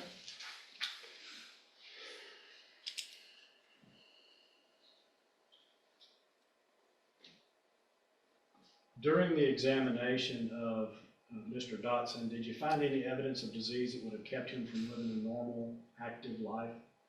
I think his heart was a little heavy, but I don't think it was significant enough to have caused his death beyond the gunshot. And based on the autopsy, do you have an opinion as to the cause of death? I believe his cause of death was from a gunshot wound to the abdomen. And what about the manner of death? The manner of death in this case I would classify as homicide. Now, a similar autopsy was performed for Ahmaud Hayden, That's correct. and in that, what was his cause of death? His cause of death was a gunshot wound to the trunk or the torso. Was it similar to Rowan Dotson's? It was a single gunshot wound that entered and exited the body, and it resulted in his death. Was the entrance in the front or the back? His entrance was in the left back. And then the exit wound, was there also an exit wound? There was an exit wound on his right abdomen. And what damage did that bullet do in his case? That bullet went through his aorta and his right lung, and it also caused some tears to his liver as well. Now, based on those two wounds, which one would have died faster, do you believe? It's tough to say, but in this case, the aorta is a major artery, and it has a lot of blood pressure behind it. So in that case, gunshot wounds to the aorta tend to bleed a little bit quicker than gunshot wounds to the inferior vena cava, because that is a low pressure environment. And do you have an opinion as to the cause of death of Ahmaud Hayden? His cause of death was a gunshot wound of the torso. And the manner of death? His manner of death was classified as homicide as well. And I'd offer actually an approach. Is this a true and correct copy of Ahmaud Hayden's autopsy report?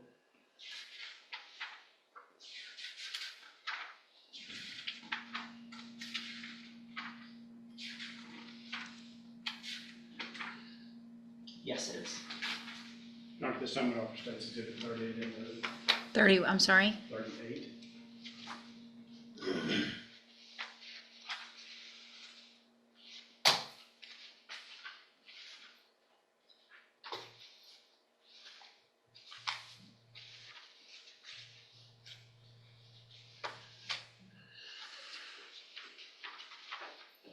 No objection to State's 38, Your Honor. It's admitted. Pass witness. Thank you, Mr. Smith. Mr. Vasquez? Thank you, Your Honor.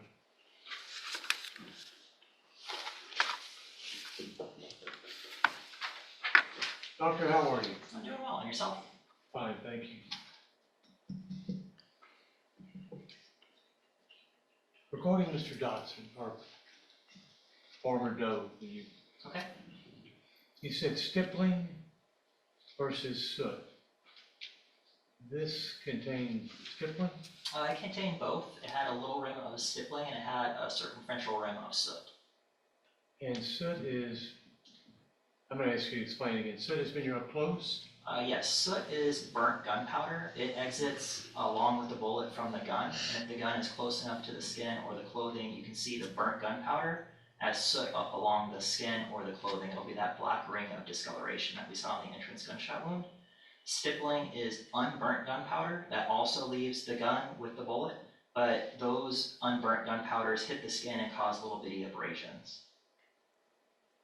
And you told Mr. Smith that in this case, the muzzle was right up on him, right next to the body, and it was Correct. fired. And stippling would be inches to a few feet? In some situations, in this case, the soot tells me that it was more of a contact gunshot wound, and the stippling could be more from an angled, the projectile being or the gun being slightly angled to his body. So whoever shot Mr. Dotson ran right up to him and put the gun against his skin? I don't know the exact sequence of events, but I do believe the gun was next to his skin when it was fired. Were you able to find a projectile or a bullet? Not from the body. And looking at the autopsy report, looking at the pictures, your report, are you able to tell what caliber bullet it is? I cannot. And you can't tell what kind of gun it is? I cannot. And you can't tell who fired it? I cannot. Thank you, Doctor. Thank you, Mr. Vasquez. Mr. Smith, anything else? Yeah, just briefly, Judge.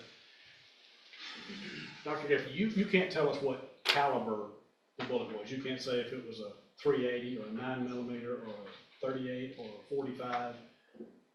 The only way to determine the caliber would have been to collect the projectile. But can you say that this was a one singular track wound versus a shotgun type wound? Yes, this would be more consistent with a handgun and then a shotgun. This does not appear to be a shotgun wound. A shotgun wound would look completely different and do a lot more damage. In theory, depending on the shotgun and the ammunition, but shotguns tend to either be birdshot or buckshot. So those entry gunshot wounds tend to be a little bit larger in diameter than a handgun. No further questions.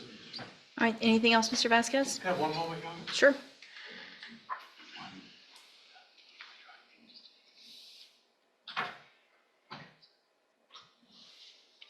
No question, Your Honor, thank you. All right, thank you, Mr. Vasquez. Any objection to Dr. Geoffrey being excused? Not from the state. No, Your Honor. Thank you, doctor. You're excused, and you're placed under the rule, and you know what that means as well. Don't discuss your testimony with anyone else or Yeah. other than the lawyers or investigators. Not a problem. Thank you, sir. Thank you. You may call your next witness. Wait first, Judge. Sure.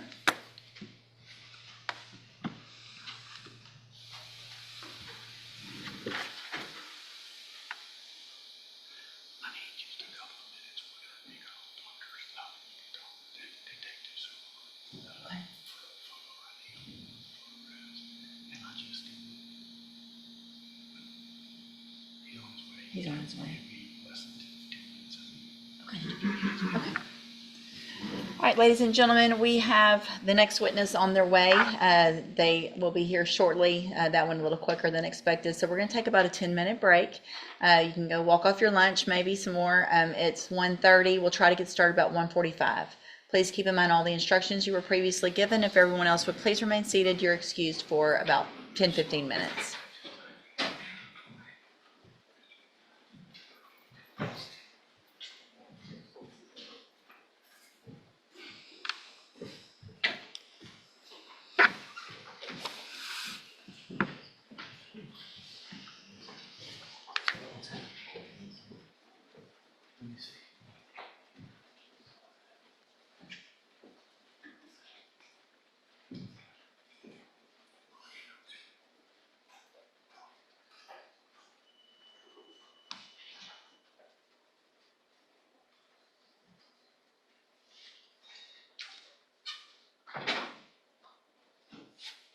right, let the record reflect the jury's outside the presence of the courtroom. Anything we need to take care of before we take a break? No, that's right.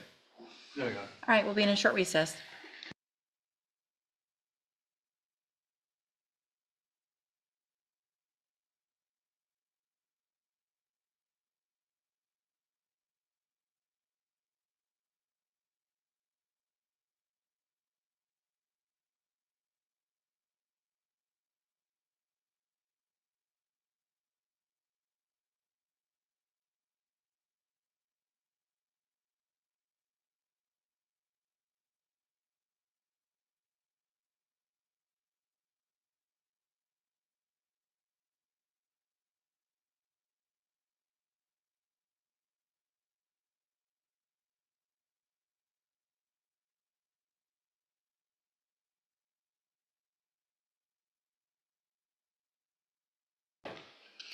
Okay, let the record reflect state's attorneys present, defendant and defense counsel are present.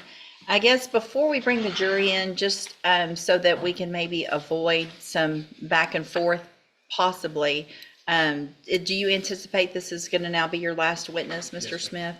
Mr. Vasquez, based on that, do you want to go ahead? Is there anything that you want to put on the record or prior to that so that we don't have to break and then break again possibly for the final charge conference? Well, Your Honor, I would ask the court to admonish Mr. Westbrooks about testifying. Okay, and have y'all discussed, obviously, his ability to elect whether he chooses to testify or not testify? Yes, Your Honor. Mr. Westbrook, just, you can, if you will, just stand up so you can answer loudly so that make sure the court reporter can hear you, okay? Have you discussed with your attorney, Mr. Vasquez, your right to testify and also your right not to testify? Yes, ma'am. And you know, if you don't testify and you elect not to, that there will be a specific paragraph in the court's charge that instructs the jury that they cannot take that into consideration for any reason. And you've talked about that with Mr. Vasquez as well. Yes, ma'am. And based on that, do you wish to, or I guess you can, Mr. Vasquez, have you discussed and does your client wish to testify or not? Judge, I'm gonna let him answer. I don't think so, but I'm gonna let him answer for himself. No, ma'am. Okay, perfect. Thank you, sir. You can have a seat. All right, then, we can bring the jury back in. And I guess based on that also, there's no other changes that need to take place with the court's charge then? Not that I saw. There you Um, go. Not that I'm aware of. I'm sure we'll find them as you read it. So are y'all gonna want to break? Or can we go right into it? Get it printed.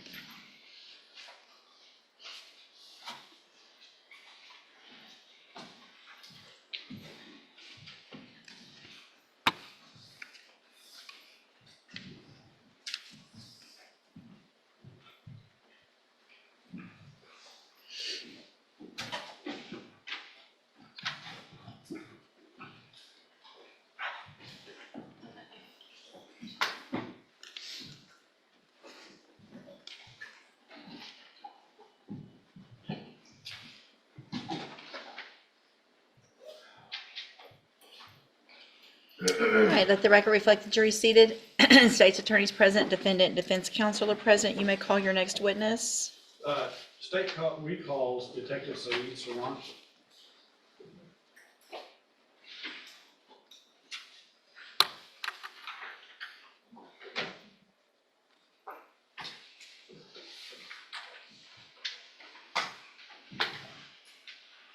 You can go ahead and have a seat. You're still under oath, sir.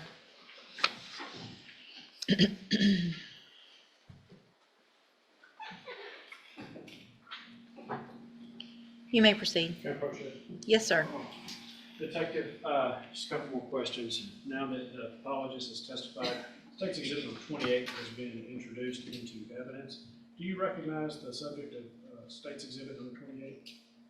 Yes, sir. Who is that? That's Robin Dodson. And then I'll show you what's been marked as State's Exhibit number 21. Do you recognize him? Yes, sir.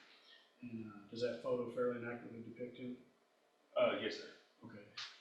That's, At this time, we'd offer State's Exhibit number 21 into evidence.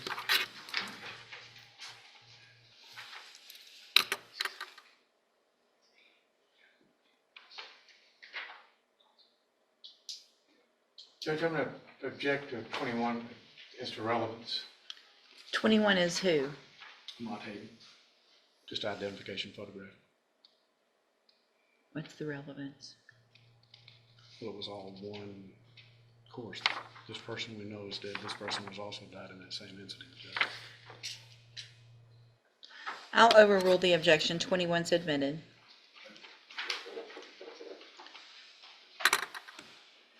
Who is that? That's Amon.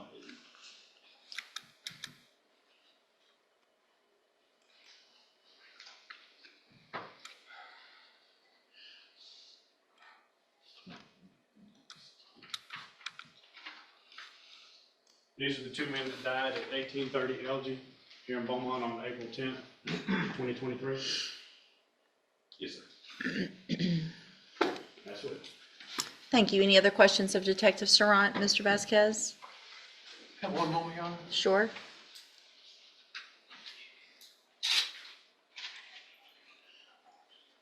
No questions for the detective, Your Honor. All right. Any objection to him being excused again? No, Judge. Thank you for coming back over, Detective. You're excused.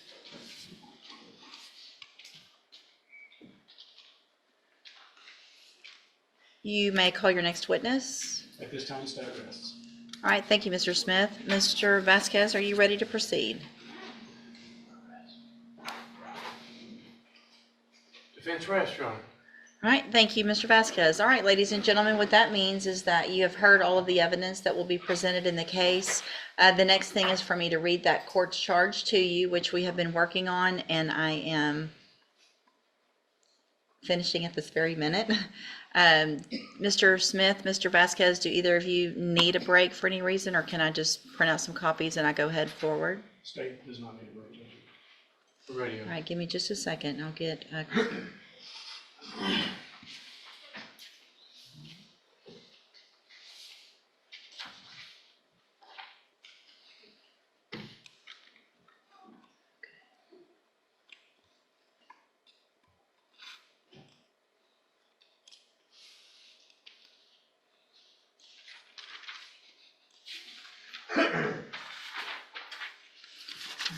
it's printing. Let me see, I just printed it to the office instead of in here.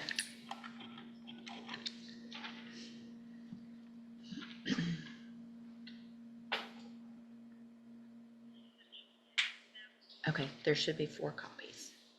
Okay, thanks.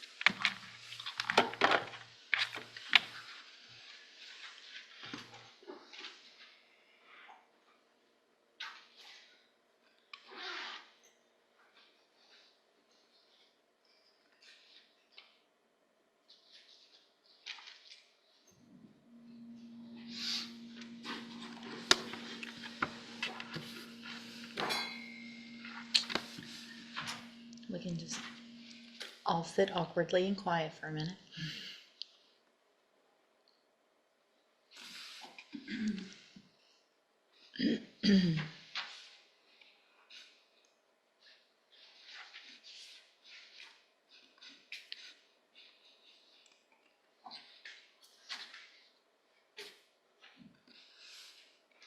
Deputy Millhouse.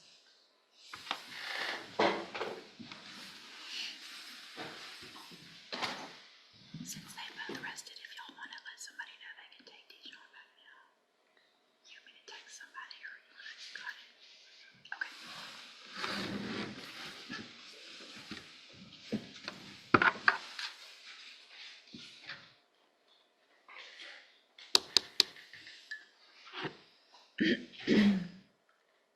Here she comes.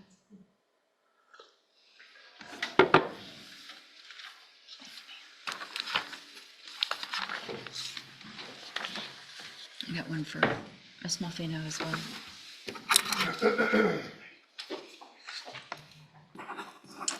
All right, ladies and gentlemen, I'm going to read to you now the court's charge. Clause number 23, DCCR 0329, the State of Texas versus Paul Edward Westbrooks, Jr. Members of the jury, the defendant, Paul Edward Westbrooks, Jr., aka Paul Edward Westbrooks and Paul Westbrooks, Jr., stands charged by indictment with the offense of murder. The defendant has pleaded not guilty, and you have heard all the evidence.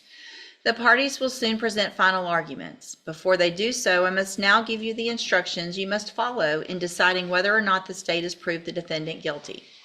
You will have a written copy of these instructions to take with you and to use during your deliberations. I will first tell you about some general principles that apply in all criminal cases. Then I will instruct you on the rules that must control your deliberations. Finally, I will tell you about the specific law applicable to this case.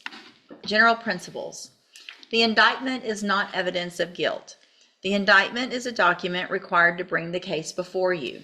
Do not consider the fact that the defendant has been arrested, confined, or indicted or otherwise charged. Do not draw any inference of guilt from any of these circumstances.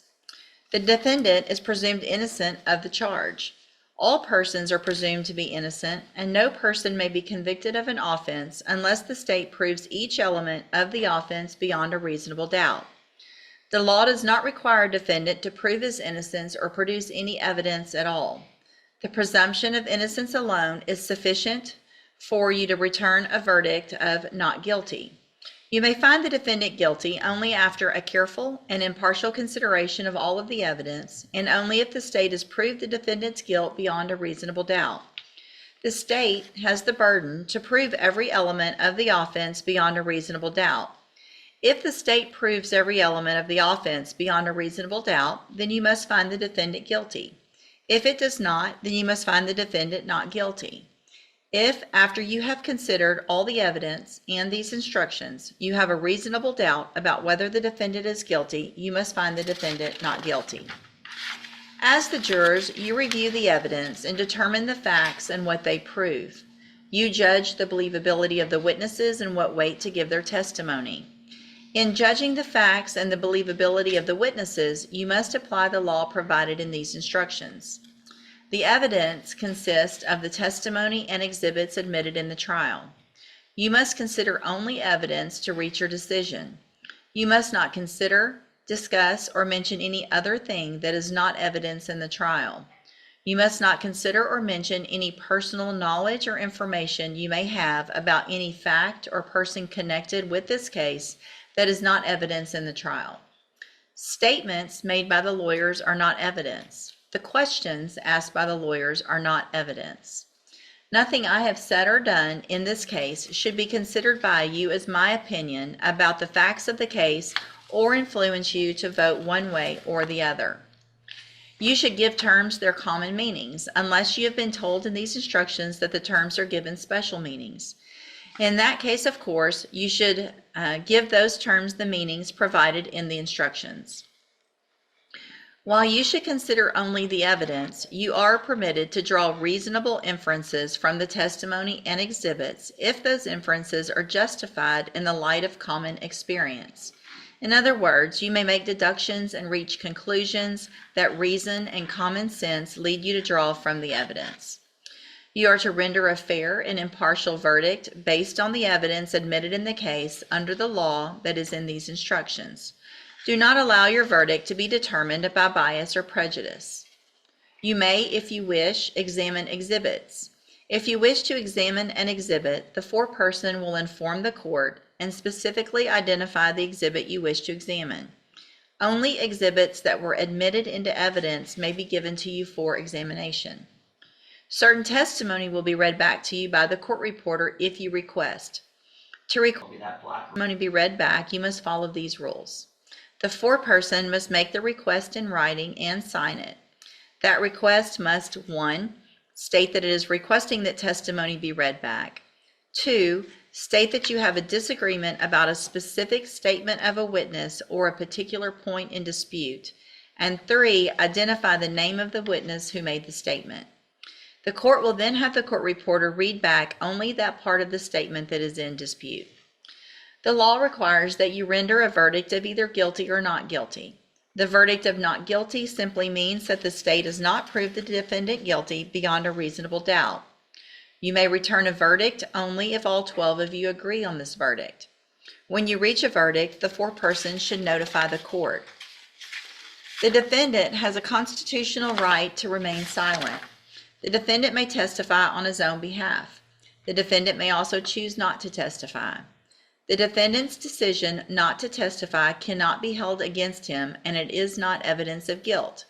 You must not speculate, guess, or even talk about what the defendant might have said if he had taken the witness stand or why he did not. The foreperson of the jury must immediately stop any juror from mentioning the defendant's decision not to testify. Rules that control deliberations. You must follow these rules while you are deliberating and until you reach a verdict. Your first task will be to select your foreperson. The foreperson should conduct the deliberations in an orderly way. Each juror has one vote, including the foreperson. The foreperson must supervise the voting, vote with the other jurors on the verdict, and sign the verdict sheet. While deliberating and until excused by the trial court, all jurors must follow these rules. 1. You must not discuss the case with any court officer or the attorney or anyone not on the jury. 2. You must not discuss the case unless all of you are present in the jury room. If anyone leaves the room, then you must stop your discussions about the case until all of you are present again. 3. You must communicate with the judge only in writing, signed by the foreperson and given to the judge through the officer assigned to you. 4. You must not conduct any independent investigations, research, or experiments. And 5, you must tell the judge if anyone attempts to contact you about the case before you reach your verdict. Your sole duty at this point is to determine whether the state has proved the defendant guilty. You must restrict your deliberations to this matter. After you have arrived at your verdict, you are to use the form attached to these instructions. The foreperson should sign the line that corresponds to your verdict. After the closing arguments by the attorneys, you will begin your deliberations to decide your verdict.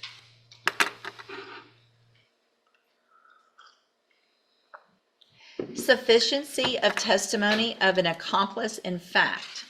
A person cannot be convicted of a crime on the uncorroborated testimony of an accomplice. An accomplice is someone whose participation in the crime would permit his or her conviction for the crime charged in the indictment. You must determine whether Shirley Jackson is an accomplice to the crime of murder.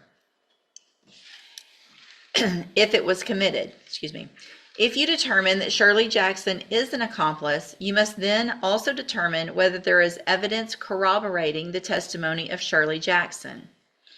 An accomplice is someone whose participation in the crime would permit his conviction for the crime charged in the indictment.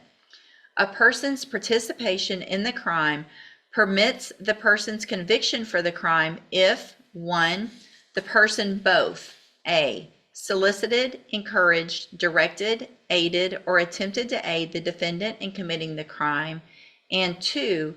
B, not 2B, and B, acted with the intent to promote or assist the commission of the offense. As many times as we read them, it's messed up. Hold on. Where's my number 2? Oh my goodness. I'm sorry. Give me just a second.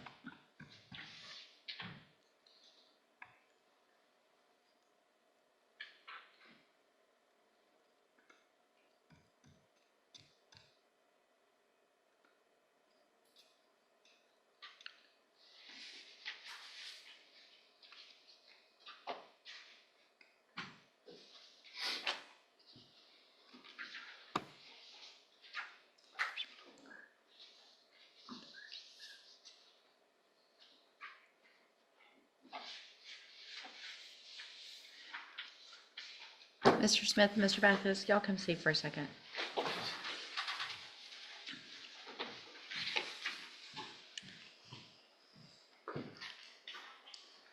I don't even see in the one that I would be using this off of that there was a number 2 after or. There's nothing missing, right? There shouldn't be an or. Right. So there should just be a period after B, 1B. Even though that's what I thought. Okay, do you agree? Yes, sir. All right, I'm gonna make that Okay, so instead of or, it's just going to read B, acted with the intent to promote or assist the commission of the offense. A person is not responsible for an offense committed by another if the person is merely present while the other commits the offense. Corroboration of testimony if witness is accomplice. If you find that Shirley Jackson is an accomplice, you must consider whether there is evidence corroborating the testimony of Shirley Jackson. Evidence is sufficient to corroborate the testimony of an accomplice if that evidence tends to connect the defendant, Paul Edward Westbrooks Jr., aka Paul Edward Westbrooks and Paul Westbrooks Jr., with the commission of the offense committed. Evidence is not sufficient to corroborate the testimony of an accomplice if that evidence merely shows the offense was committed. Testimony of another accomplice is not sufficient to corroborate the testimony of an accomplice. The corroborative evidence, in other words, must be from some source other than accomplices. Proof that the defendant was merely present in the company of the accomplice shortly before or after the time of any offense that was committed is not in itself sufficient corroboration of the accomplice's testimony. That evidence, however, can be considered along with other suspicious circumstances. You cannot convict the defendant on the testimony of Shirley Jackson unless 1. You find that Shirley Jackson was not an accomplice, or 2. You find that Shirley Jackson was an accomplice and there is other evidence outside the testimony of Shirley Jackson that tends to connect the defendant, Paul Edward Westbrooks Jr., aka Paul Edward Westbrooks and Paul Westbrooks Jr., with the commission of the offense charged, and B, on the basis of all the evidence in the case, you believe beyond a reasonable doubt that the defendant is guilty. The state accuses the defendant of having committed the offense of murder. Specifically, the accusation is that the defendant is guilty under 2 alternative theories. Primary actor liability. First, the state contends that the defendant, by his own conduct as a primary actor, committed murder. Party liability. Second, the state contends that Dijon Ivory and/or Rovin Dotson committed murder, and the defendant is criminally responsible for this offense as a party because the defendant solicited, encouraged, directed, aided, or attempted to aid Dijon Ivory and/or Rovin Dotson in committing it. A person who does not, by his own conduct, commit an offense may nonetheless be criminally responsible for the conduct of another person. A person is criminally responsible for an offense committed by the conduct of another if, acting with intent to promote or assist the commission of the offense, he solicits, encourages, directs, aids, or attempts to aid the other person to commit the offense. A defendant acts with intent to promote or assist in the commission of an offense when it is his conscious objective or desire to promote or assist in the commission of the offense. A defendant's mere presence alone will not make him responsible for an offense. A defendant's mere knowledge of a crime or failure to disclose a crime is not sufficient. Law specific to this case. The state accuses the defendant of having committed the offense of murder. Relevant statutes. A person commits the offense of murder if the person commits or attempts to commit a felony other than manslaughter, and in the course of and in furtherance of the commission or attempt, or in immediate flight from the commission or attempt, he commits or attempts to commit an act clearly dangerous to human life that causes the death of an individual. A person commits the offense of aggravated robbery if, in the course of committing theft and with intent to obtain and maintain control of the property, the person intentionally or knowingly threatens or places another in fear of imminent bodily injury or death and uses or exhibits a deadly weapon. A person causes the death of another if, but for the person's conduct, the death of the other would not have occurred. Definitions. A person intentionally threatens another when the person has the conscious objective or desire to threaten the other person. A person knowingly threatens another person when the person is aware that he threatens another person. A person intentionally places another in fear when the person has the conscious objective or desire to place the other person in fear. A person knowingly places another in fear when the person is aware that the person's conduct is reasonably certain to cause fear in another. In the course of committing or attempting to commit theft means conduct that occurs in an attempt to commit, during the commission of, or in immediate flight after the attempt or commission of theft. A person commits the offense of theft if 1. The person appropriates property. 2. This appropriation was unlawful in that it was without the property owner's effective consent. And 3. The person did this with intent to deprive the owner of the property. A person attempts to commit theft if the person, with the specific intent to commit theft, does an act amounting to more than mere preparation that tends but fails to effect a theft. A person attempts to commit a felony when, with specific intent to commit the felony, he does an act amounting to more than mere preparation that tends to but fails to effect the commission of the felony intended. Deadly weapon means 1. A firearm, or 2. Anything manifestly designed, made, or adapted for the purpose of inflicting death or serious bodily injury, or 3. Anything that in the manner of its use or intended use is capable of causing death or serious bodily injury. Firearm means any device designed, made, or adapted to expel a projectile through a barrel by using the energy generated by an explosion or burning substance, or any device readily convertible to that use. Excuse me. Application of law to facts. You must determine whether the state has proved beyond a reasonable doubt that the defendant is guilty of murder, either as the primary actor or as a party. Liability as primary actor. You must determine whether the state has proved the defendant committed the crime by his own conduct. To prove this, the state must prove beyond a reasonable doubt 3 elements.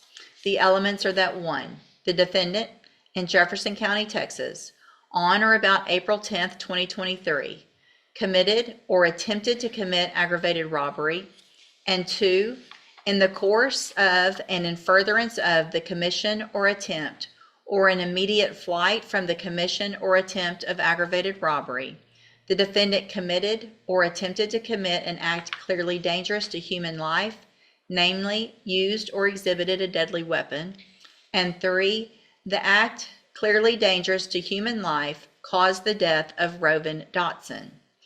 You are instructed that aggravated robbery is a felony other than manslaughter. If you all agree the state has proved beyond a reasonable doubt elements 1, 2, and 3 listed above, you must find the defendant guilty. Liability as a party. If any of you fail to agree the state has proved beyond a reasonable doubt either elements 1, 2, or 3 listed above, you must next decide whether the state has proved beyond a reasonable doubt that the defendant is guilty because he is criminally responsible for the commission of a crime committed by the conduct of another person. This is the case if the state has proved beyond a reasonable doubt 6 elements. The elements are that 1, in Jefferson County, Texas, on or about April 10th, 2023, Dijon Ivory and or Rovin Dotson committed or attempted to commit aggravated robbery. And 2, in the course of and in furtherance of the commission or attempt or an immediate flight from the commission or attempt of aggravated robbery, Dijon Ivory and or Rovin Dotson committed or attempted to commit an act clearly dangerous to human life, namely used or exhibited a deadly weapon. And 3, Dijon Ivory and or Rovin Dotson did this intentionally or knowingly. And 4, the act clearly dangerous to human life caused the death of Rovin Dotson. And 5, the defendant solicited, encouraged, directed, aided, or attempted to aid Dijon Ivory and/or Rovin Dotson to commit the offense of aggravated robbery. And 6, the defendant acted with the intent to promote or assist the commission of the offense of aggravated robbery by Dijon Ivory and/or Rovin Dotson. If all of you who did not find the defendant guilty as the primary actor agree that the state has proved beyond a reasonable doubt each of the 6 elements listed above, you must find the defendant guilty. If you all agree the state has failed to prove beyond a reasonable doubt either element 1, 2, or 3 listed above, establishing the defendant's guilt as the primary actor, and has failed to prove beyond a reasonable doubt 1 or more of elements 1 through 6 listed above, establishing the defendant's guilt as a party, then you must find the defendant not guilty.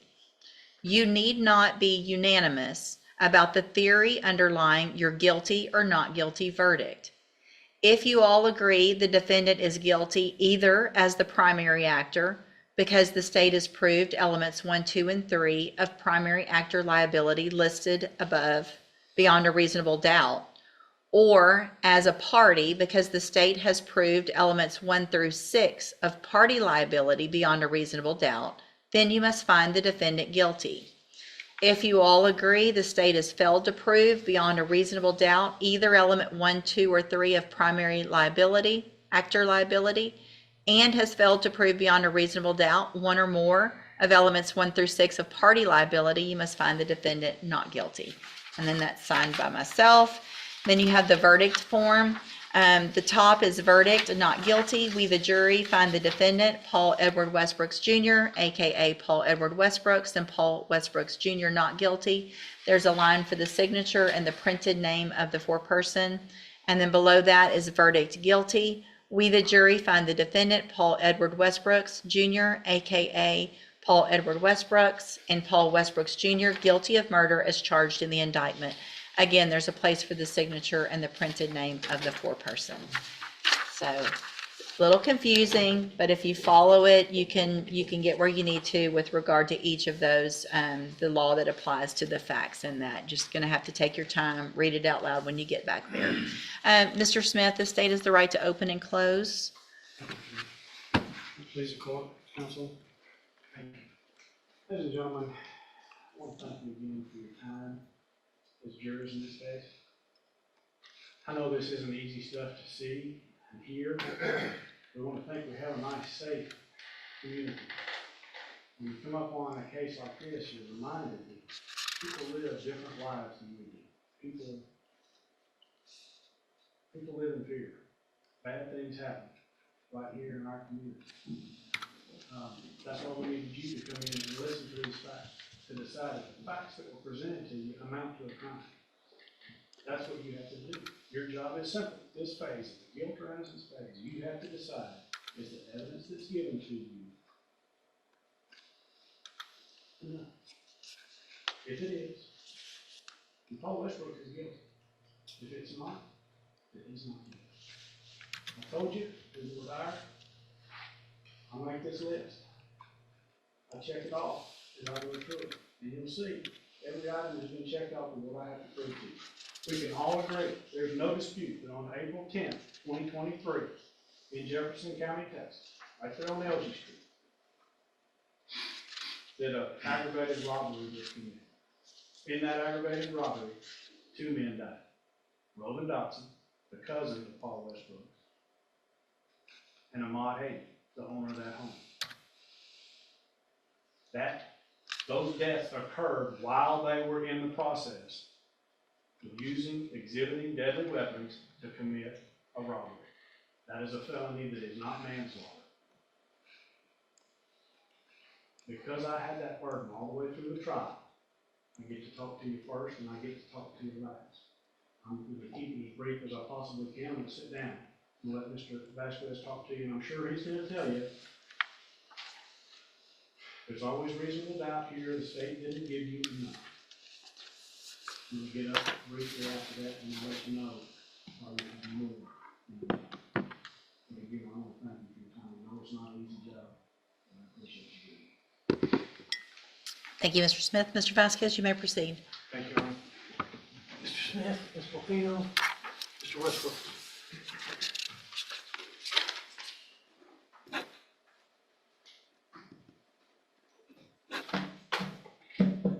I join Mr. Smith in thanking you for being here with us. Shirley Jackson is an accomplice by fact. She's not an accomplice by law. She was not indicted. No detective or police officer promised her anything. She provided information. And they told her, you are a witness. We're making you no promises, but right now, while you're telling us this story, you're still a witness.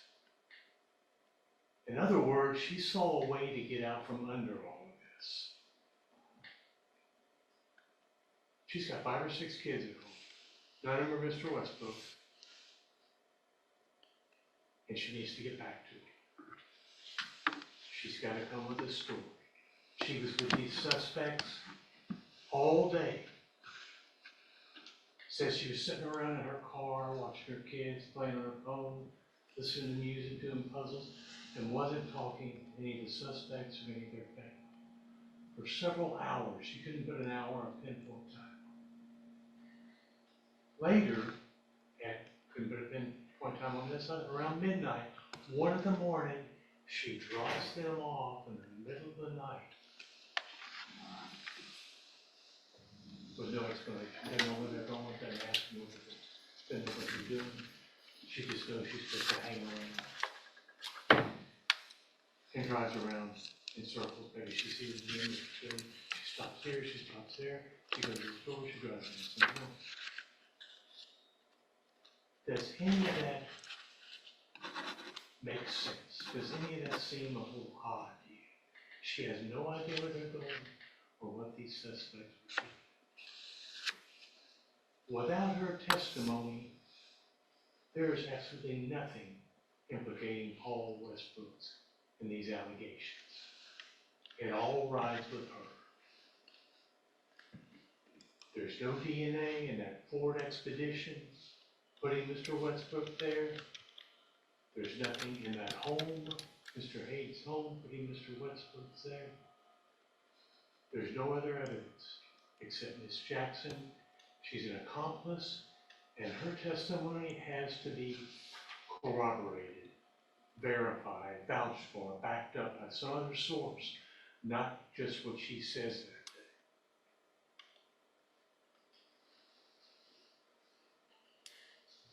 day. No one saw Paul Westbrook.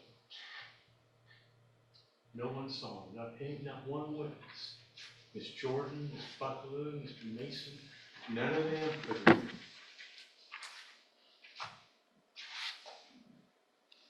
One of the lady witnesses, Miss Buckaloo or Miss Jordan, says a shotgun was used in the crime. Shotgun was never analyzed. It's taken, but not analyzed for DNA or anything else. All that you have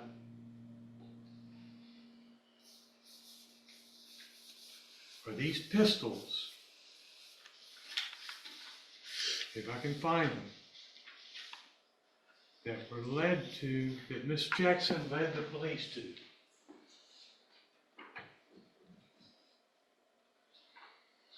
This one, they found, and Hunter Jones, the ballistics expert, said one shell casing from Mr. Hayden's home was found. It came from that gun.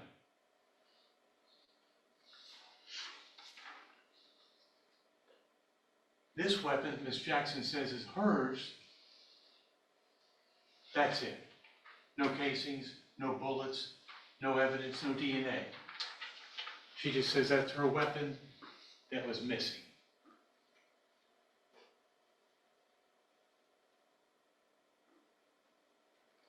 There was another projectile there that was too deformed or damaged to be analyzed. Mr. Jones couldn't tell you what kind of weapon it came from. Ms. Jackson makes a big deal out of her cell phone. She doesn't have her cell phone taken. Don't know when she got her cell phone back. It was extracted, no information from her cell phone that she said was there. No activity was provided, or lack of activity for the time she said she didn't have it. There's nothing putting Mr. Westbrook's there except her testimony. The detective talked to a guy named Mike Smith. Mike turned out to be a name for the one that's in the investigation. He was ruling out. There was another Mike Pelican. He recognized the name, but he couldn't tell you how to follow up with that Mike. Other names just mentioned, didn't hear any more about it.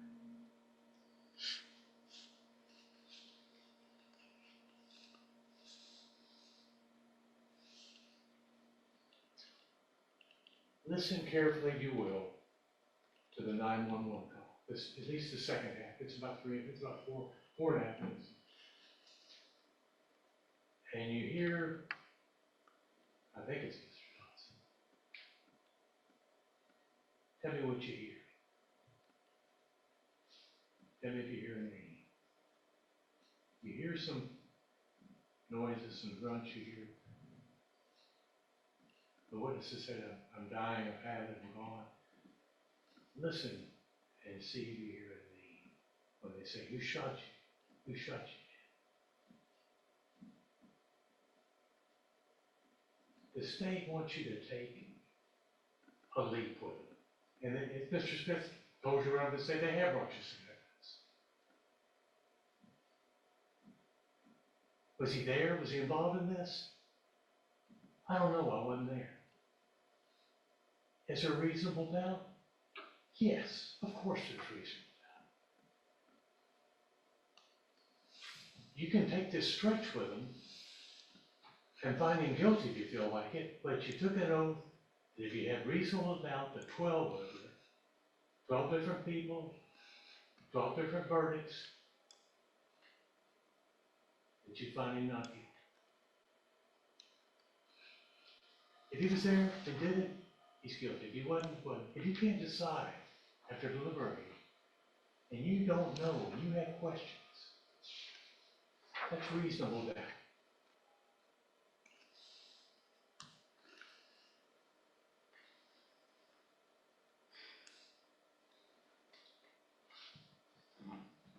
Thank you. Thank you, Mr. Vasquez. Mr. Smith?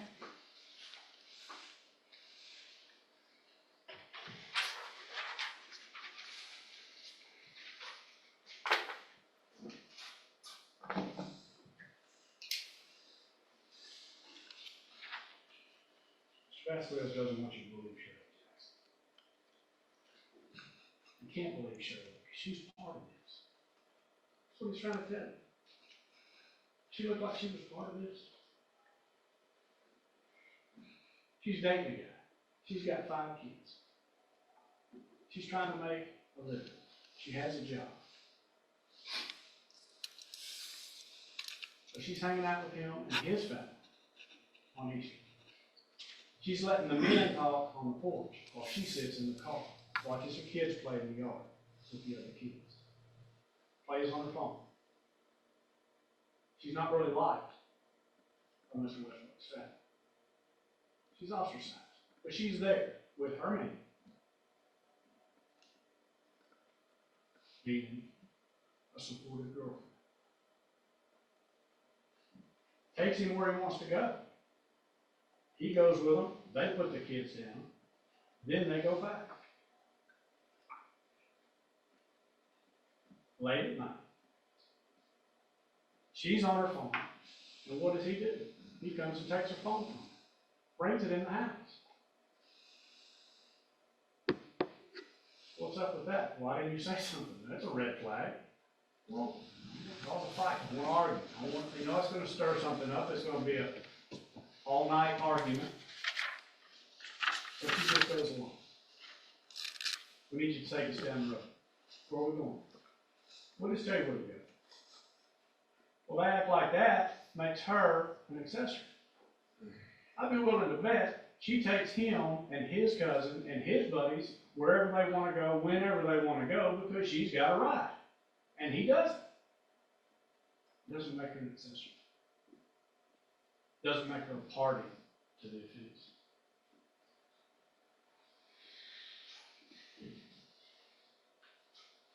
She's not an accomplice because she doesn't aid, solicit, or encourage them to commit the offense.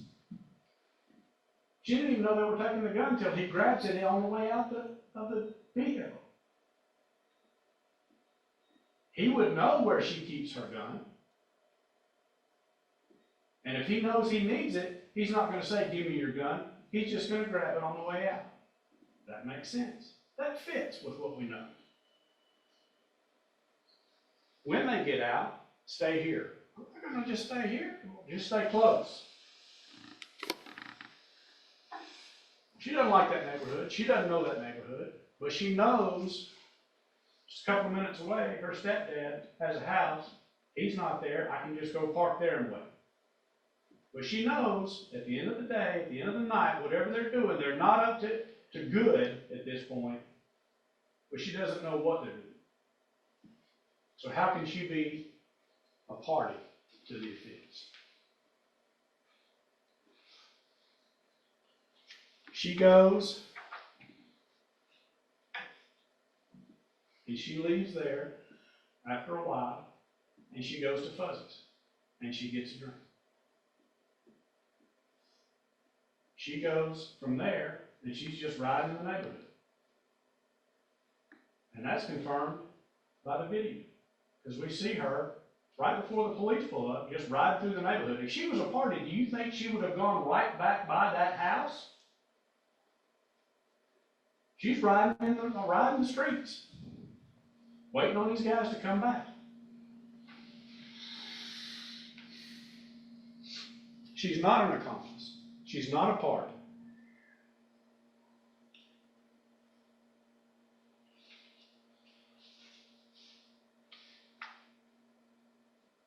But what does she tell us?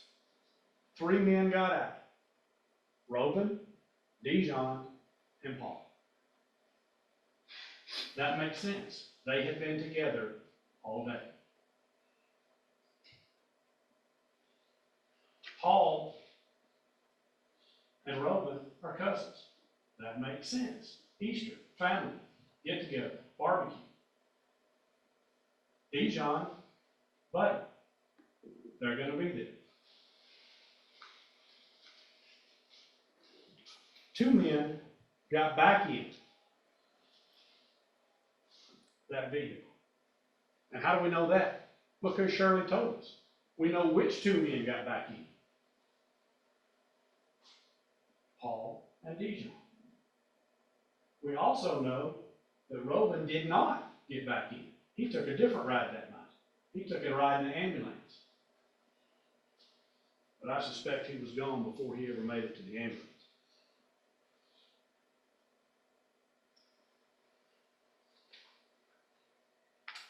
She said that. She told you that. But who else saw that? Ray. Ray Mason saw it. As he's hiding underneath the porch, he tells you, 2 men left that house, went down the railroad tracks, and got in that same car. And why would he have that car flagged in his memory? Because when he got back at 11-something, and he's out smoking, that same car came right down Elgin, the dead end of Elgin. 4 houses on that little dead end. But instead of just doing the normal thing and whipping right into that last driveway, backing out one time and going straight back out Elgin, it took, and you can watch it on the video, it takes them about 45 seconds to do that awkward 17-point turn to get out. And we know that is corroborated by the video, by what Ray said, and by what she said. Nothing she said has been discounted in any way. Now she was a little dishonest at first. They caught her at work. But why? She told you from the stand. Why was she dishonest at first with the police? Because her kids, her whole world was with his family right then. As soon as she got those kids back and they were safe, that's when she went on her own volition to the police and she told the truth about everything. She told them who, she told them what, she told them where, she told them why. She told them how. And everything that she said checked out. Where she was at, where she went, what she bought when she went into Fuzzy's. She was just riding through the neighborhood and she's making that loop. She catches that loop. The police have already been called. But right after she makes that, she comes back around and she's picked them up. And where does she go? She takes them back, she drops Tiggio Ivory off, then she goes to her house. What makes it real to me, what makes it very apparent that she is not a party to this offense, is that she's human. When they get back in the car, she says, "Where's Rover? Where's Fawn?" Well, he got shot. What? He got shot. The dude shot him, so I shot the dude. Well, let's go get him some help. No, we gotta go. When they drop Dijon off, they go home. What happens then is telling. He's just told her, my cousin, my flesh and blood is dead. And I shot that dude. And I killed him. And what does he do? He goes to sleep. Sleeps like he doesn't have a care in the world. What does she do? She didn't see any of that. She didn't witness any of the threats, the violence, the gunslinging. She can't sleep that whole night. She just watched him sleep. That's human.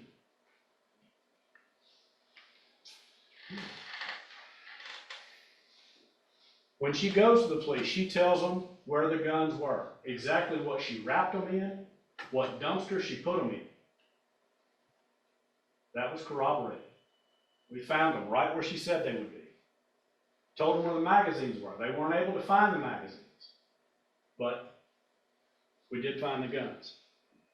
She told them where she drove before, during, and after the robbery. She wasn't at the robbery. She dropped them off, not at the front of the house, but down the railroad tracks. She went to Fuzzy's. She went to her stepfather. She went to Fuzzy's. She drove back through the neighborhood until she heard all Westbrooks come holler. Now, what was different about that? Well, he's changed his appearance. Why would somebody change their appearance? Why would he take your jacket off and just be wearing a shirt and leave your jacket on the railroad tracks? But he went back and he got that after she said, "Go get your jacket. What's wrong with you?" So he gets in and then Dijon gets in, which makes sense because Ray says one of them went back to check to see if that white dude had come back. So he would be later getting to the vehicle than Mr. Westbrook's.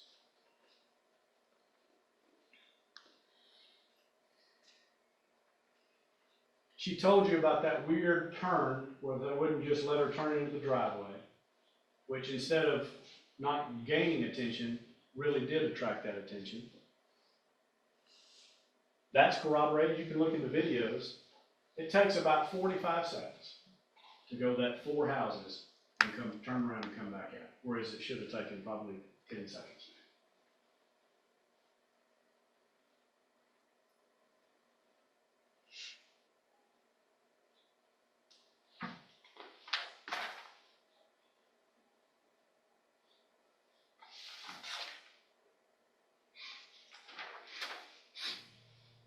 Think about that 911 call. Think about if you're Robin Buckingham. you have just witnessed the murder of one of your only friends, the one friend who is helping you out when you're out of doors, giving you a place to stay. Traumatized, had gun pointed to her, pulled out of the shower basically, naked in a room with strangers, with people she knew, threatened to within an inch of her life, had a gun pointed at her head. Don't move, don't put your head up. They waited. Instead of just taking and going, they could have just taken the whole damn safe. But they waited for Ahmaud to come home.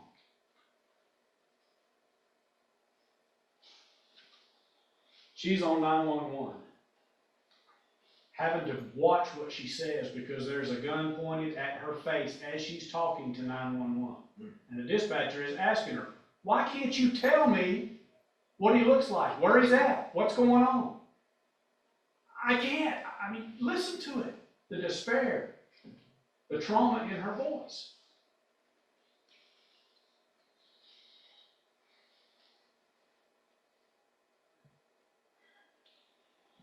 They all had guns. They used violence. They went into the one place a man should feel safe in this whole world, in your own house. When the whole world is against you, you can go home. You can turn on the TV. You can pet the dog. You can lock all that other crap out. And you can just be yourself. Until 3 men barge in, point guns at your face, take everything that you've worked hard for,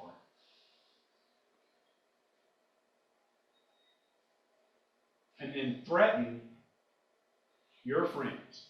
That was when it turned violent. That was when it turned violent. When he threatened, if you don't give me what I'm looking for, I am going to shoot one of these girls. Only then did Ahmaud Hayden get up and struggle. He shot Roland Dotson. Paul Westbrook shot him.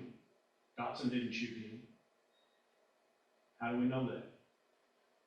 Because Dotson went down, almost fell on Robin. He was found at the foot of the bed. Ahmaud Hayden was found in the doorway. And where was Ahmaud Hayden shot? In the back. He wasn't going towards Paul Westbrook's. He was trying to get out. He was shot in the back.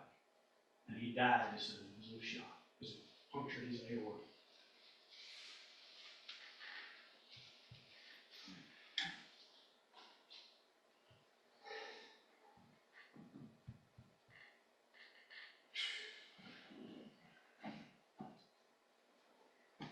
This was a traumatic event. The 3 men acted together. They're each guilty of the murder of Ahmaud Hayden, but they're also guilty of the murder of Roland Dotson. Because had they not gone into somebody else's house with guns to commit robbery, to get an easy lick, neither one of those men would be dead. It's a very simple case. The facts of this are simple. Even if Westbrooks, who did, I believe, shoot him,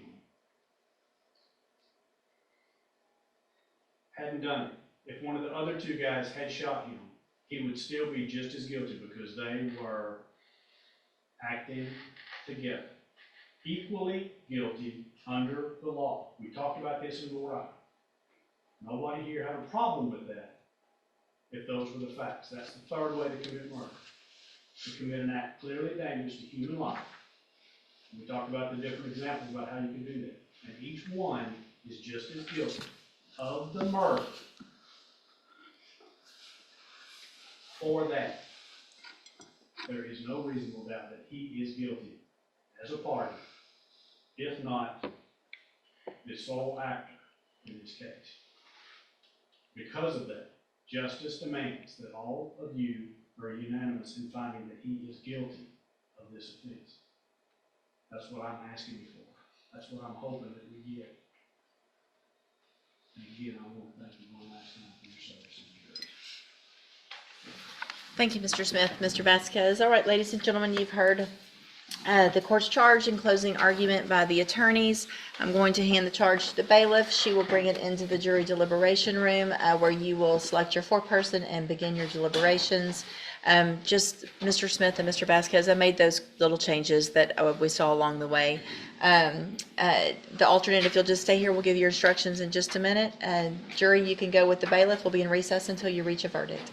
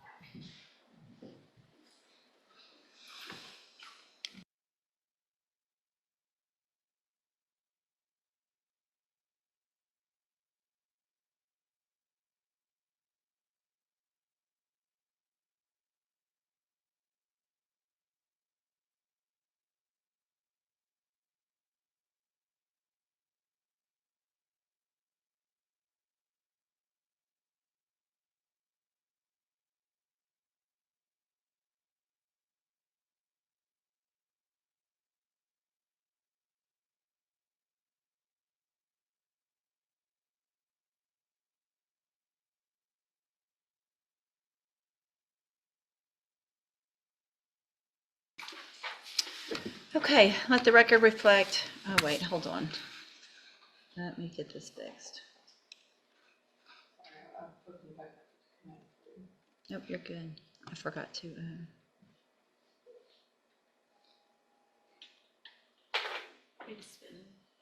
There it is. All right. Let the record reflect state's attorneys present, defendant, and defense counsel are present. I have received a message that the jury's reached a verdict. You can bring the jury in, please.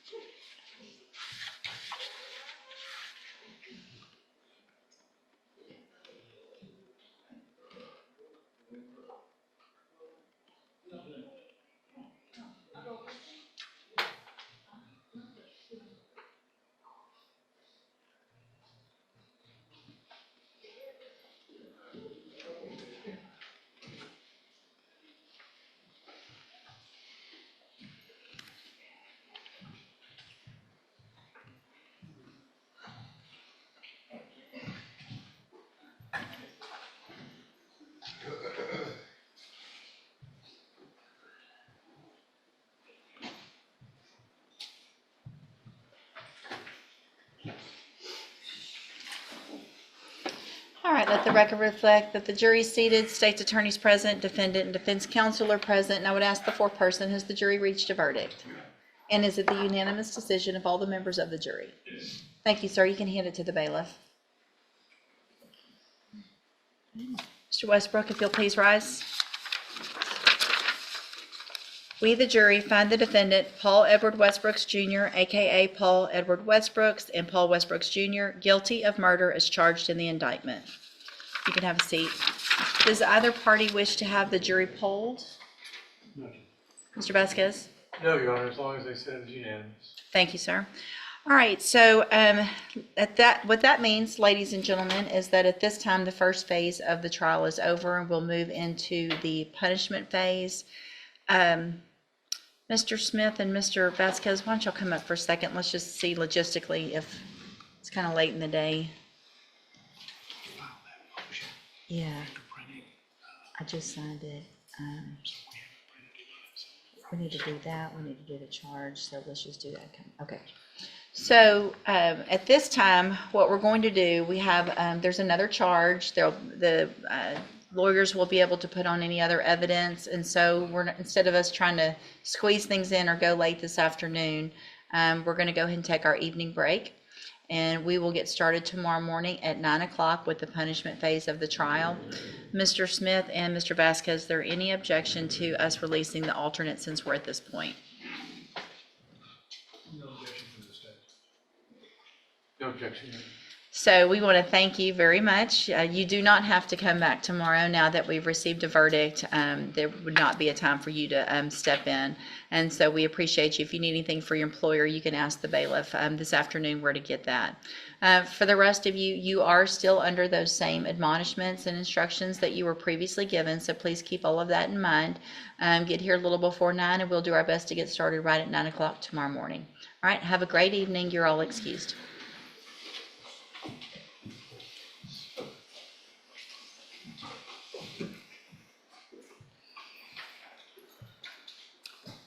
I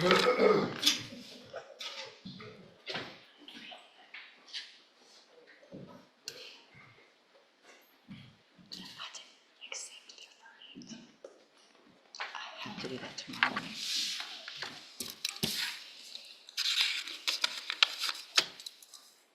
morning. Yeah, I'm gonna do that, but the other I'm supposed to do in front. All right, let the record reflect the jury's outside the presence of the courtroom. At this time, I will revoke any bond amount that is set on the case, and there will be no bond on the case. Also, I'm making myself a note tomorrow before we get started and read any enhancements to accept the verdict formally. I don't know that I actually said the word, so I'll make sure and get that done before we get started in the morning. I have signed the order. Mr. Smith has filed a motion for fingerprints to take Mr. Westbrook's fingerprints. Mr. Westbrook, you need to let them take your fingerprints this afternoon. Get that done before you leave. Anything else we need to take up before we leave? I don't think so, Judge. I have emailed you both a proposed charge. So take a look at all three of you, take a look at that. If I can ask you all please to get here at 8:30 in the morning so we can make sure we have the charge done correctly.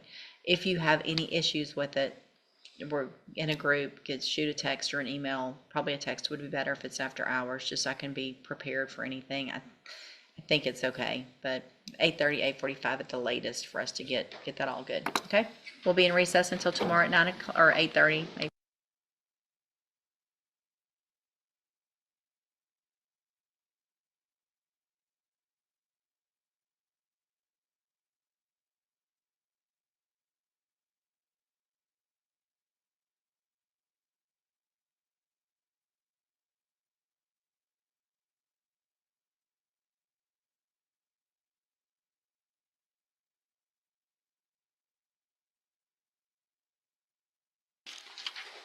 Let's go on the record. State's attorneys present, defendant and defense counsel are present. We have met informally with regard to some changes in the court's proposed charge. I've given you each a copy of the charge with those agreed upon changes. Are there any other requested additions or corrections or objections? I'll give you both just a second to make sure.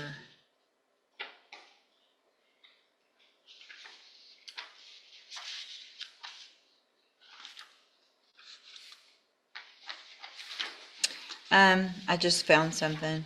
On page 4, under parole, it has that example, which says if he's, and it's really just an example, but it says if he's sentenced to 4, then he has to do 2. It just is I saw confusing that. because he can't be And sentenced. I hate that, but it's actually part of the quotated language that the statute says shall be included. It is, okay, I'll just I don't leave. think we can Yeah. omit it. Okay, I guess we It's could just without that- objection, but well, I don't think, I mean, it's not saying he's going to get that, it's just explaining to them how to do math.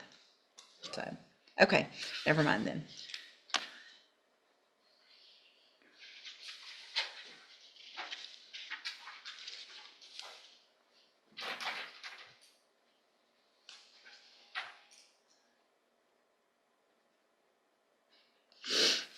All right, so anything else with regard to the charge, Mr. Smith, no, Judge. Mr. Vasquez? Judge, is there, well, never mind, just found it. Sorry. Sorry. You're good. It's all good then? Can I have one more minute here? Yes, sir.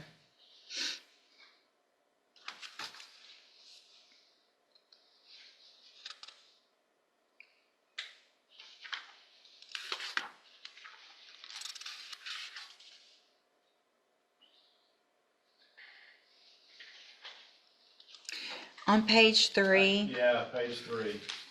where it says the state has accused the defendant of having been convicted of a felony twice before, should I say of a felony at least once before or something like that? I would take the twice out. I would say of at least.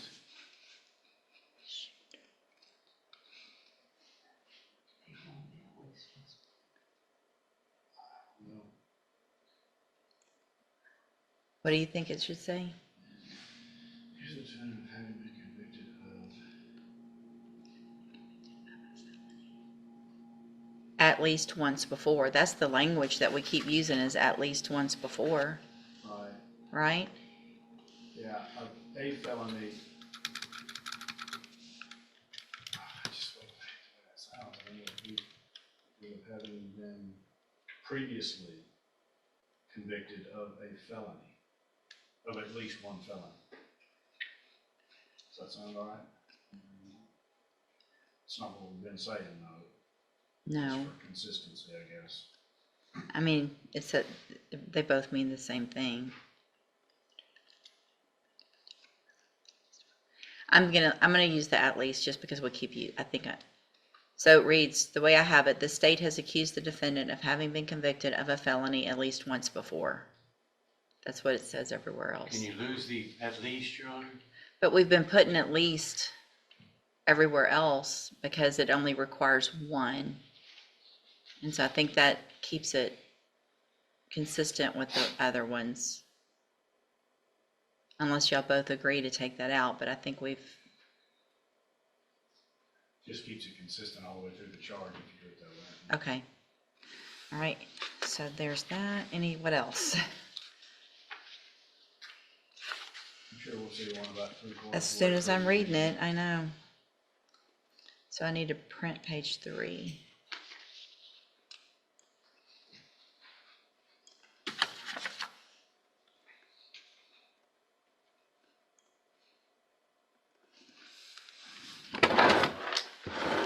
Stapler, taker,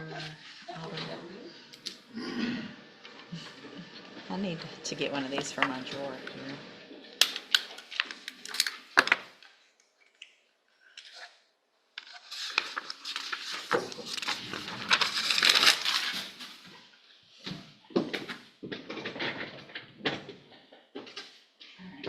Here's your new page 3. Okay, with that modification now, are there any requested additions, corrections, or objections? Not mistaken. Nothing to the fence, Your Honor. All right.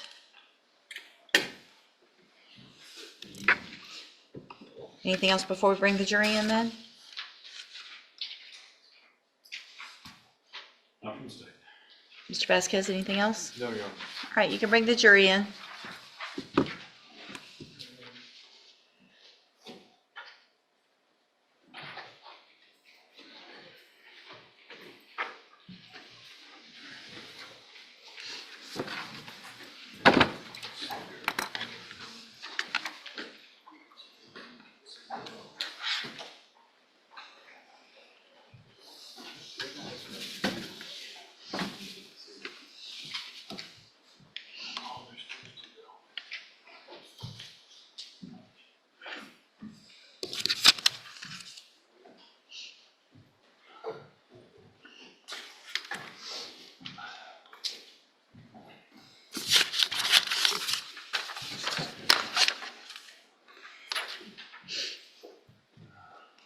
Good morning. Good morning. Let the record reflect that the jury is seated, state's attorney's present, defendant and defense counsel are present. And so let's get caught up on where we are from yesterday. This, Jury reached a verdict of guilty in cause number 23 DCCR 0329. At this time, I accept your verdict, find you, Mr. Westbrooks, guilty of the offense of murder. Mr. Smith, you may read the remainder of the indictment. Mr. Westbrooks, if you'll please rise.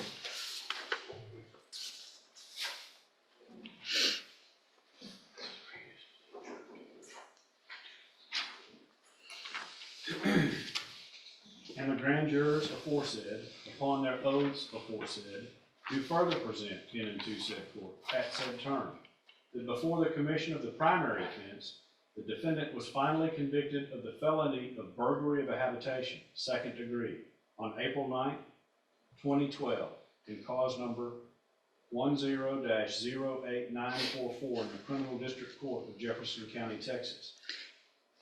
And Mr. Westbrooks, is that true or not true? True.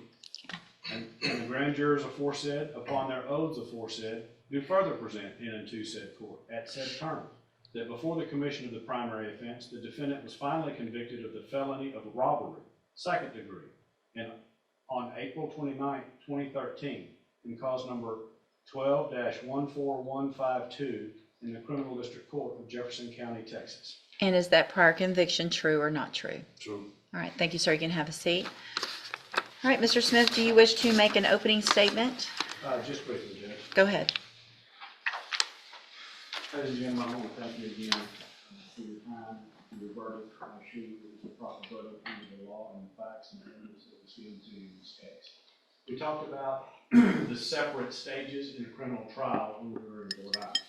And I told you in the first phase, it's not the time for sympathy, emotion, or compassion. It is simply to determine if the facts amount to a crime. If so, then guilty. If not, then not guilty. Guilt is over. Now we're into the punishment phase.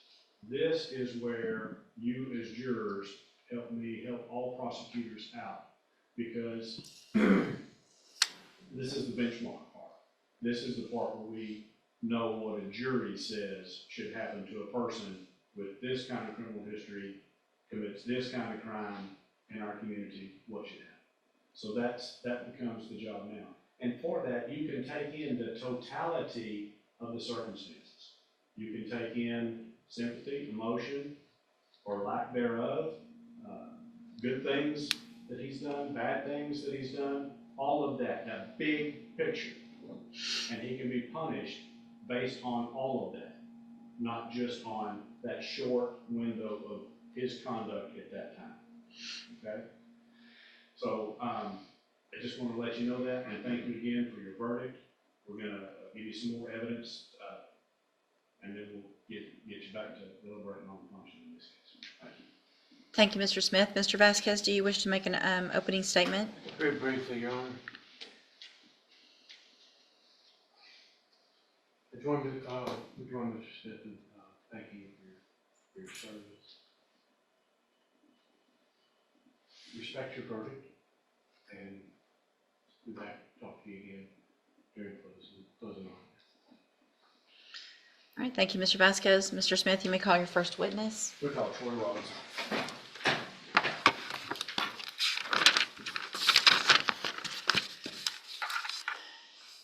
Good morning, sir. Morning. Do you swear or affirm the testimony you're going to give in this trial will be the truth, the whole truth, and nothing but the truth, so help you God? I do. Thank you, sir. You can have a seat.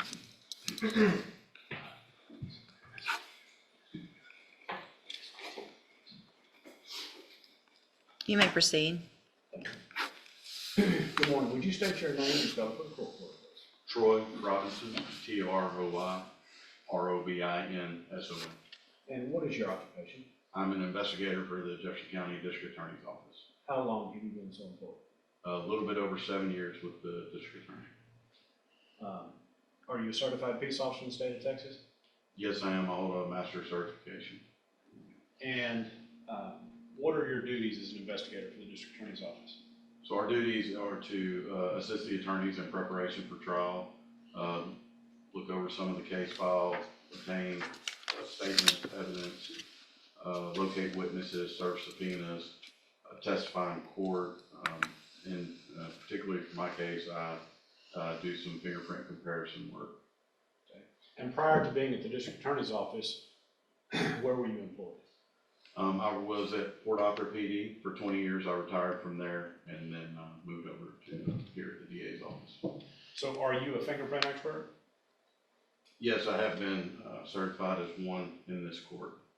What training and background do you have that qualifies you as an expert in the area of fingerprint identification?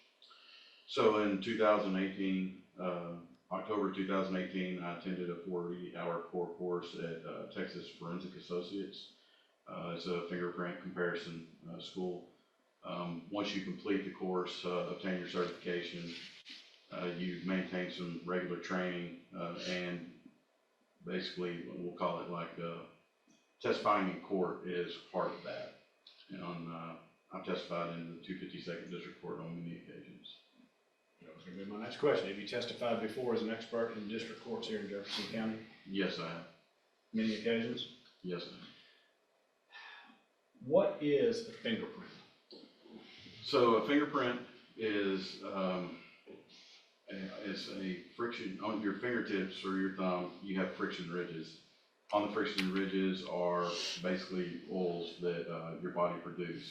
When you touch something, it's possible to leave a fingerprint, which is considered a latent print. Now, latent print is invisible to the eye, so you can't really see it.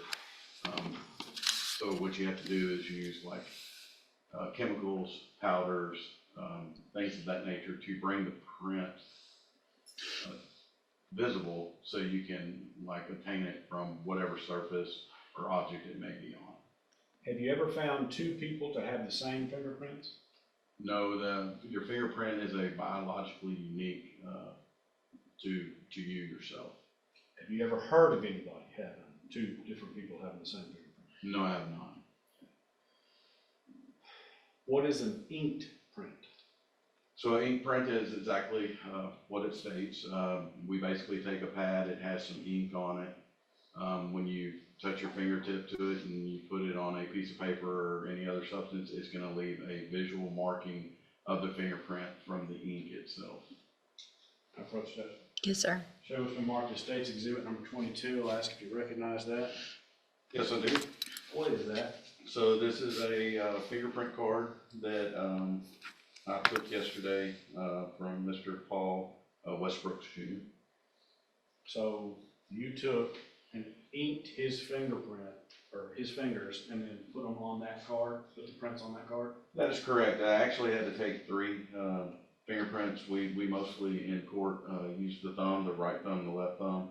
I had to take the right thumb twice. The first one was kind of light and I didn't really like it. So I took 2 of the right thumb and 1 of the left thumb. And that's on at State's Exhibit 22. Okay. Now at this time, we'd offer State's Exhibit 22 into evidence.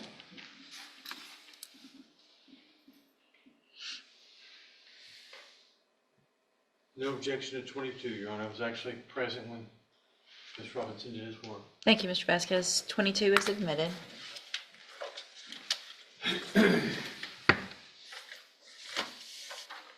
I guess, so you made that yesterday. Do you see in the courtroom today the person whose inked fingerprints appear on that card that's been marked State's Exhibit number 22? Yes, sir, I do. Would you point him out to the jury, please? The gentleman sitting over next to Mr. Vasquez. Gonna let the record reflect he's identified the defendant in this case. The record will so reflect.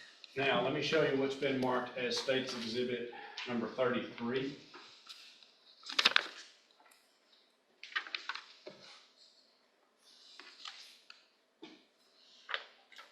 Can you identify that? Yes, sir, I can. What is it?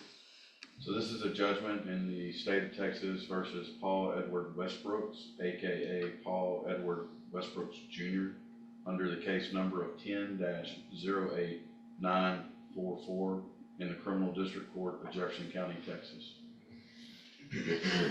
Does it contain a set of fingerprints made by the defendant that was sent to the penitentiary as reflected in that certified copy? Yes, in the certified copy, there is a right thumbprint from the comparison of the judgment and the fingerprint card. It is Paul Edward Westbrooks, AKA Paul Edward Westbrooks Jr., which was a judgment of guilt for burglary of a habitation. Date of the judgment entered was 4/9/12. The offense date was 6/28. Sorry, 1/29/2010. And he received 5 years in TDCJ. Have you compared the inked fingerprints on State's Exhibit number 22 with the inked fingerprints in State's Exhibit number 33? Yes, the fingerprint on State's Exhibit 22 and 33 are exact. Okay, so your opinion is that the fingerprints were made by the same individual? They are. Do you have those, when you do a comparison, do you often compare it, but do you have it verified by other fingerprint experts? Sometimes we do, sometimes we don't. It depends on our manpower. Currently, we're a little short on manpower, so for this one here, this was completely done on my own. Was this a difficult comparison? No, it was not. Show you what's being marked State's. Well, actually, Judge, at this time, we'd offer State's Exhibit number 33 into evidence.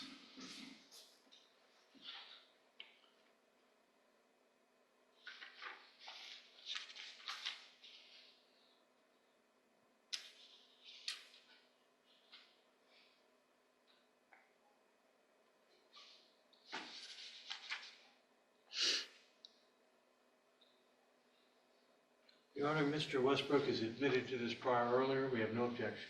State's 33 is admitted. We'll show you what's been marked State's Exhibit 34. Ask if you recognize that. Yes, I do. What is it? This is a judgment of the state of Texas versus Paul Edward Westbrooks Jr., AKA Paul Westbrooks Jr., AKA Paul Edward Westbrooks Jr., case number 12-14152 in the Criminal District Court of Jefferson County, Texas. And does it contain a set of fingerprints made by Mr. Westbrooks, who was sent to the penitentiary as reflected in that certified copy? Yes, it does. Have you compared the inked fingerprints on State's 22 with the inked print in State's Exhibit 34? Yes, I have. And do you have an opinion as to whether the fingerprints were made by the same individual? They are.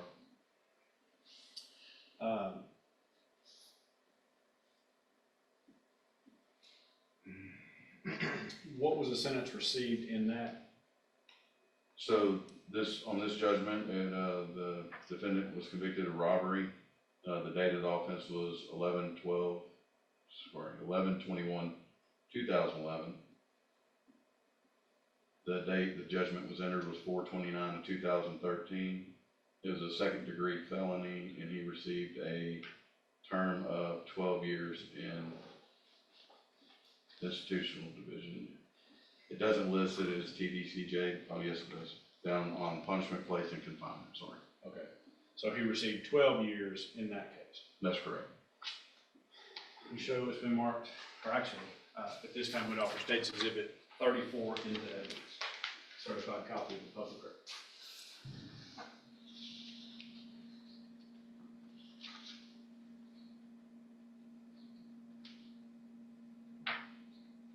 Mr. Westbrook has pleaded through to this one as well, Your Honor. We have no objection. State's 34 is admitted.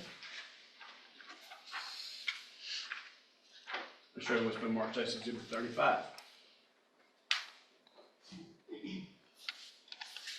Do you recognize that? Yes, sir, I do. And what is it? This is a judgment of the state of Texas versus Paul Westbrooks Jr., AKA Paul Edward Westbrooks Jr., case number 12-13415 in the Criminal District Court of Jefferson County, Texas. And does it contain a set of fingerprints made by Mr. Westbrooks, who was sent to the penitentiary for? It contains a thumbprint, yes. Have you compared the inked fingerprint on State's Exhibit 22 with the inked fingerprint in State's Exhibit number 35? Yes, I have. And do you have an opinion as to whether or not those fingerprints are made by the same person? They are. And what was that conviction for? So this conviction is a state jail felony of evading arrest detention with previous convictions. The offense date was 1/23/2012. date of judgment 4/9/2012, and he received a 2-year sentence to run concurrently with another case in the Jefferson County, out of Jefferson County, Texas. This time we'd offer State's Exhibit 35 into evidence.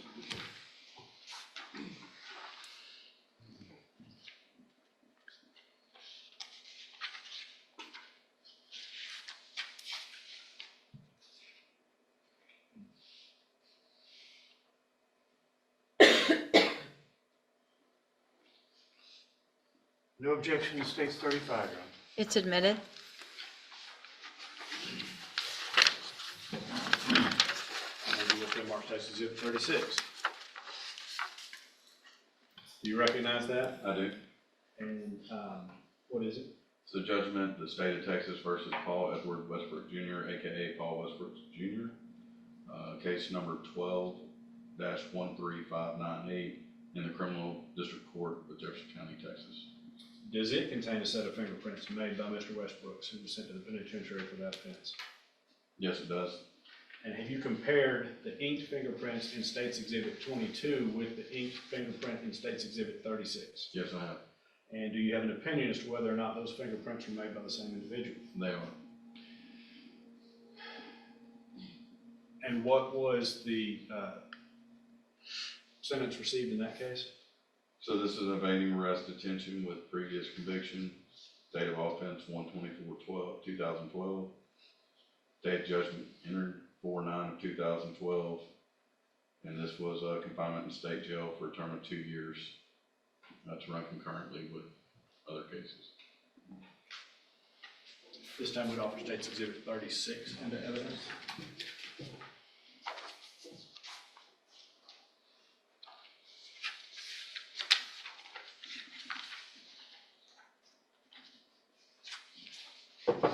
No objection to State's 36, Your Honor. State's 36 is admitted.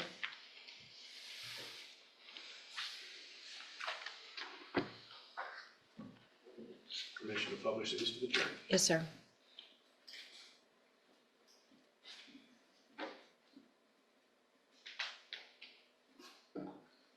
Vice witness.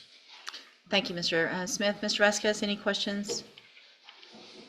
No questions for this witness, Your Honor. Any objection to Investigator Robinson being excused? No, Your Honor. Okay. Thank you, sir.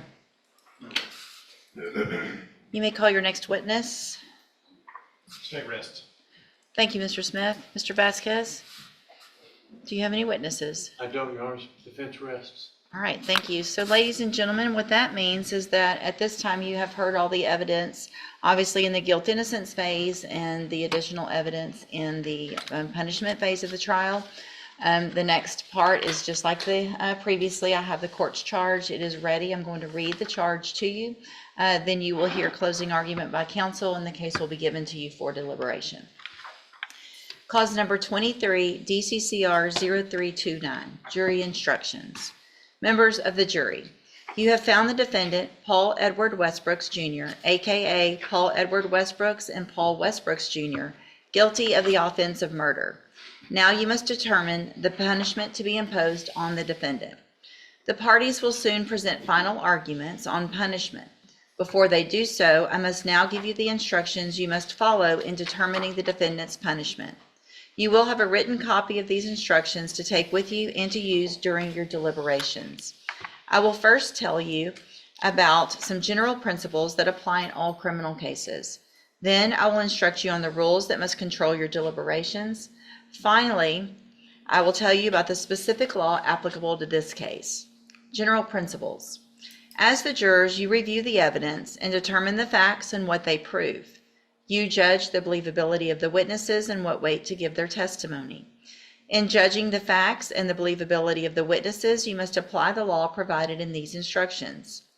In determining the sentence to be imposed on the defendant, you may take into consideration all the evidence admitted before you.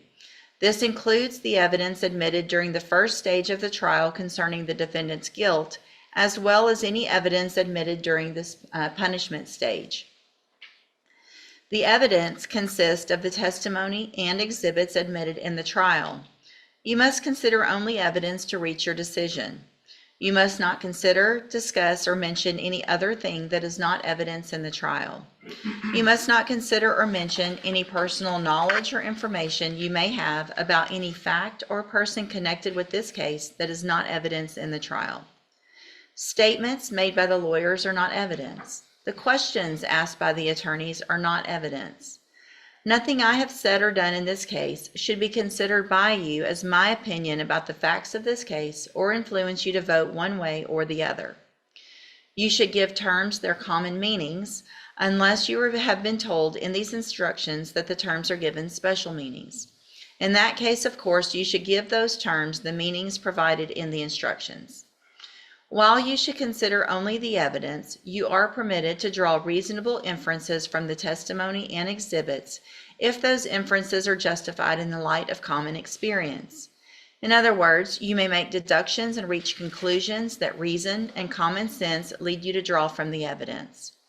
You are to render a fair and impartial verdict based on the evidence admitted in the case under the law that is in these instructions. Do not allow your verdict to be determined by bias or prejudice.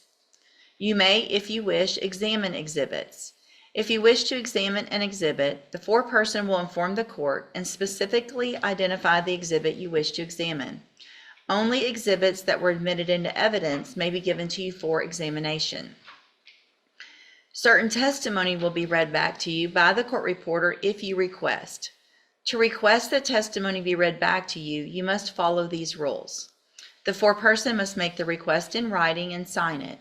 The request must, 1, state that it is requesting that testimony be read back. 2, state that you have a disagreement about a specific statement of a witness or a particular point in dispute. And 3, identify the name of the witness who made the statement. The court will then have the court reporter read back only that part of the statement that is in dispute. The defendant has a constitutional right to remain silent. The defendant may testify on his own behalf. The defendant may also choose not to testify. The defendant's decision not to testify cannot be held against him, and it is not evidence of guilt. You must not speculate, guess, or even talk about what the defendant might have said if he had taken the witness stand or why he did not. The foreperson of the jury must immediately stop any juror from mentioning the defendant's decision not to testify. You must arrive at the amount of punishment by a full, fair, and free expression of the opinion of the individual jurors. You must not decide the punishment by lot or by chance. For example, you may not agree beforehand to be bound by the result of a procedure by which each juror gives the number of years the juror thinks should be served. These are then added and the result is divided by 12. To reach a verdict, all 12 of you must agree. Rules that control deliberations. You must follow these rules while you are deliberating and until you reach a verdict. After the closing arguments by the attorneys, you will go into the jury room. The foreperson should conduct the deliberations in an orderly way. Each juror has one vote, including the foreperson. The foreperson must supervise the vote, vote with other jurors on the verdict, and sign the verdict sheet. While deliberating and until excused by the trial court, all jurors must follow these rules. 1, you must not discuss this case with any court officer or the attorneys or anyone not on the jury. 2, you must not discuss this case unless all of you are present in the jury room. If anyone leaves the room, you must stop your discussions about the case until all of you are present again.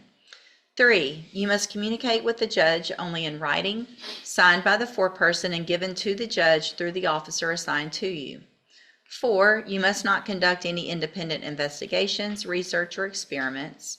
And 5, you must tell the judge if anyone attempts to contact you about the case before you reach your verdict. After you have arrived at your verdict, you are to use one of the forms attached to these instructions. You should have your foreperson sign his or her name to the particular form that conforms to your verdict. After the closing arguments by the attorneys, you will begin your deliberations to decide your verdict. You have found the defendant, Paul Edward Westbrooks Jr., aka Paul Edward Westbrooks and Paul Westbrooks Jr., guilty of murder. The state has accused the defendant of having been convicted of a felony at least once before. The defendant has pleaded that this accusation is true. The range of punishment depends on whether you find the defendant has one prior felony conviction or no prior felony convictions. Any prior conviction must have been any prior conviction must have been final prior to the commission of the offense for which you have found the defendant guilty. Relevant statutes. Punishment if accusation of at least one felony conviction proved true. If the state proves that the defendant has at least one prior felony conviction, this offense is punishable by 1. Any term of imprisonment for no less than 15 years and no more than 99 years or for life, or 2. Any term of imprisonment for no less than 15 years and no more than 99 years or for life, and a fine of no more than $10,000. Relevant statutes. Punishment if neither accusation proved true. If the state does not prove either of its prior conviction accusations, this offense is punishable by 1. Any term of imprisonment for no less than 5 years and no more than 99 years or for life, or 2. Any term of imprisonment for no less than 5 years and no more than 99 years or for life, and a fine of no more than $10,000. Other relevant statutes. Burglary of a habitation and robbery are both felony offenses. Burden of proof. The state must prove beyond a reasonable doubt the prior conviction's accusation. Parole. The length of time for which a defendant is imprisoned may be reduced by the award of parole. Under the law applicable in this case, if the defendant is sentenced to a term of imprisonment, he will not become eligible for parole until the actual time served equals 1/2 of the sentence imposed, or 30 years, whichever is less. If the defendant is sentenced to a term of less than 4 years, he must serve at least 2 years before he's eligible for parole. Eligibility for parole does not guarantee that parole will be granted. It cannot accurately be predicted how the parole law might be applied to this defendant if he's sentenced to a term of imprisonment, because the application of that law will depend on decisions made by parole authorities. You may consider the existence of the parole law. You are not to consider the manner in which the parole law may be applied to this particular defendant. Application of law to facts. You must determine whether the state has proved beyond a reasonable doubt its accusation of one prior felony conviction or no prior felony convictions. The elements of these accusations are that 1. The defendant was convicted on April 9, 2012 in cause number 10-08944 in the District Court of Jefferson County, Texas, for burglary of a habitation, a felony, and it was final before the commission of the offense for which the defendant was convicted in this trial. 2. The defendant was convicted on April 29, 2013 in cause number 12-14152 in the District Court of Jefferson County, Texas, for robbery, a felony, and it was final before the commission of the offense for which the defendant was convicted in this trial. If you all agree the state has proved beyond a reasonable doubt either elements 1 or 2 listed above, you must find the accusation of prior felony conviction true and complete the verdict form below titled Verdict, Accusation of One Prior Conviction True. If you all agree the state has failed to prove beyond a reasonable doubt any accusations of prior convictions, you must find the accusations not true and complete the verdict form below titled Verdict, Accusation of Prior Convictions Not True. And then that has my signature. And then you have 2 separate forms. You'll just select one of the forms and fill it out accordingly to with your verdict. The first is verdict, accusation of one prior conviction true. We, the jury, having found the defendant, Paul Edward Westbrooks Jr., aka Paul Edward Westbrooks and Paul Westbrooks Jr., guilty of the offense of murder, find at least one prior conviction has been proved true. We assess the defendant's punishment at, and then there's 4 options. You would select one if this is your form. Imprisonment in the Texas Department of Criminal Justice for a term of blank, 15 to 99 years and no fine. Imprisonment in the Texas Department of Criminal Justice for a term of blank, 15 to 99 years, and a fine of blank, $10,000 or less. Imprisonment in the Texas Department of Criminal Justice for life and no fine. And then the last option is imprisonment in the Texas Department of Criminal Justice for life and a fine of blank, $10,000 or less. And that's got the line for the signature and the printed name of the foreperson. And then the second verdict form, verdict, accusation of one prior conviction not true. We, the jury, having found the defendant, Paul Edward Westbrooks Jr., AKA Paul Edward Westbrooks and Paul Westbrooks Jr., guilty of the offense of murder, find that no accusation of prior convictions has been proved true. We assess the defendant's punishment at, and then 4 options. You would select one if this is your form. First, imprisonment in the Texas Department of Criminal Justice for a term of blank, 5 to 99 years and no fine. The second, imprisonment in the Texas Department of Criminal Justice for a term of blank, 5 to 99, and a fine of blank, $10,000 or less. The third is imprisonment in the Texas Department of Criminal Justice for life and no fine. And then finally, imprisonment in the Texas Department of Criminal Justice for life and a fine of blank, $10,000 or less. Again, that has the spot for the signature line and the printed name. And again, you just select one of those forms. Mr. Smith, the state has the right to open and close. Closing argument? State will waive initial part of closing argument and reserve we'll waive opening and reserve close. Gotcha. Thank you, Mr. Smith. Mr. Vasquez, you may proceed. Thank you, Judge. Mr. Smith, Ms. Molfino, Mr. Westbrook.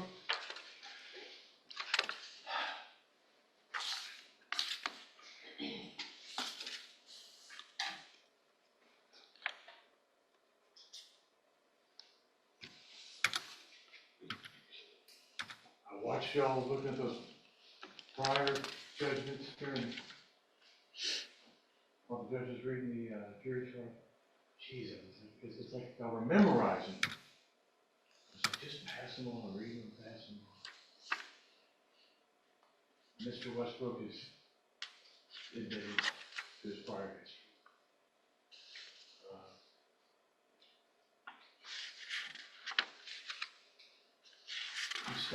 I don't have a clue what to say or what to talk to you about. I've been here all week. And I get stumped periodically during the week, but this is when you really just don't know what to say. Do not hold it against Mr. Westbrook for not testifying during this phase, or either phase. It was my advice for him not to testify. Not public speaking, it's not for everyone, it's not everyone can be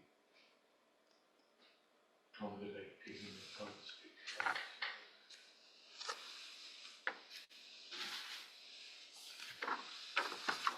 You 12 are the ones that are gonna met out Mr. Westbrook. He's a young man, it's off a bad start. Just convicted him of a terrible crime.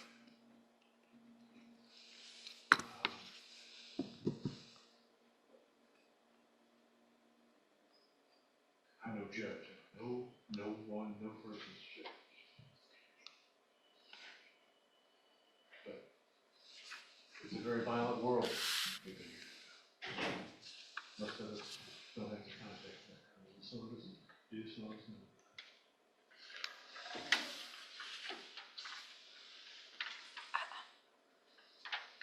I know you have to be held accountable for what you found him guilty of. I just hope you balance it with some mercy. I anticipate Mr. Smith's going to stand up and ask you to punish Mr. Westbrook with many, many years. He's a young man.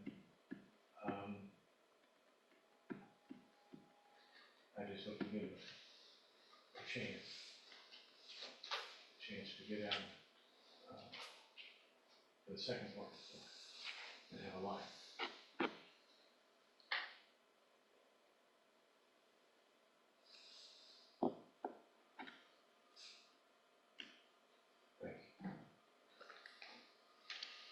Thank you, Mr. Vasquez. Mr. Smith? Judge, please the court, counsel. There are a couple of things for you.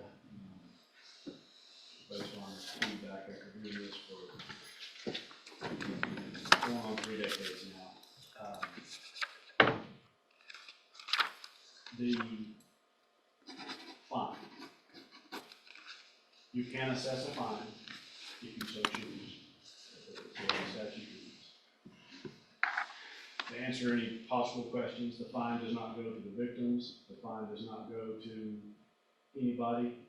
And if he goes to prison, which he will in this case, there's no mechanism to make him pay that fine. So don't get mad at each other because somebody says you want to do a fine. I've had juries that do a fine knowing that will still do it to make an exclamation point. But even when he gets out on parole, there's really no mechanism. He'll be ordered to pay it, but if he doesn't, nothing is going to happen. He doesn't go back and not pay the fine. So don't concern yourself overly with the fine. Second thing is, in this particular case, the way things are, we have to prove the prior beyond a reasonable doubt. So that's why we give you fingerprint experts to show that this is the same person that was this, even though the name's the same, but all that's the same. So I submit to you that the only one you need to worry about is the verdict page. Accusation of one prior conviction is true. That there's more than sufficient evidence to find that that is true. The second thing, and even though the statutory language about that has to be part of the charge so that you understand that whatever he gets from you, he will have to serve half of it. And that, even though you can't give a 4-year sentence, that's part of the language, so that's why you were given it. It just shows the math. Anything you give half of that is what he will have to do before he's eligible for parole. And you can consider that there is parole, you just can't consider how it can be applied to him because we don't know. You don't make that decision, I don't make that decision, the judge doesn't. It's up to the Department of Parole, which, whenever that happens, so, the question becomes, if that's true, if the prior is true, then his range is no less than 15 years or more than 99 years or life. And the other part of that statutory language tells you half of whatever you give him or 30 years, whichever is less. So if you're not good at math, that means anything from 60 to 99 years or life, the parole eligibility remains the same. So there's no use to do that over something like that. So then that really becomes your question is what do we do with somebody like this? And what you do here today will tell me what I need to do the next time one of these rolls up on my desk and I have to make an offer. And we talked about that. Most of these cases work out before they ever get this far along the process. So there is a full range. Just like in every crime in the state, there is a range of punishment. This just happens to be a very wide range. There's a huge difference between 15 years and 99 years. And I told you, you can take anything into consideration. Any evidence that you have that he's done good for the community. Anything that you have that he's done good for his family or his friends or anything. You can take all that into consideration. Anything that he's done bad, you can take that into consideration. You can take into consideration the fact that this isn't his first felony conviction. This isn't his second felony conviction, or third or fourth felony conviction. This is his 5th felony conviction. Once can be a mistake. Twice can be hanging around the wrong people. 3 times can be not proper decision making. But what is 5 times convictions? I submit to you, I'm not gonna tell you, I'm not gonna give you a number. I'm gonna leave that up to you. Whatever you come up with, I can live with, the judge can live with, and Mr. Westbrook can live with. Because we all should be accountable for what we do. There are consequences that go with the choices that we make. It's just like if you take a stone and you throw it into the middle of a perfectly clear, calm pond. There's gonna be ripples that go out all the way to the edge. It can affect people for generations. So, I submit to you, you do what you think is proper under these circumstances. We know that there wasn't just one victim. 2 people lost their lives. They got the death penalty for what happened that night. We have multiple victims that survived it, that are still traumatized by it. We have things that I look at when I'm deciding what to offer, you know, especially when you have a big range like this, is what did they do afterwards? What did they do after they committed the crime, when they had time to cool down and to think? Did they come forward? Did they confess? Did they repent? Or did they lie, hide the evidence? Did they get other people to help them commit that crime? Did they help? What did they do? What has he done that would warrant mercy? Mr. Vasquez asks for mercy. Defendants always ask for mercy. The way I look at it, justice is when we get what we deserve. Mercy is when we don't. We've come a long way. I hate to have had to bring you down that road. I see it all the time, unfortunately. A lot of good folks come out of our community have no idea what happens at these houses in the middle of the night. But you know what happened that night.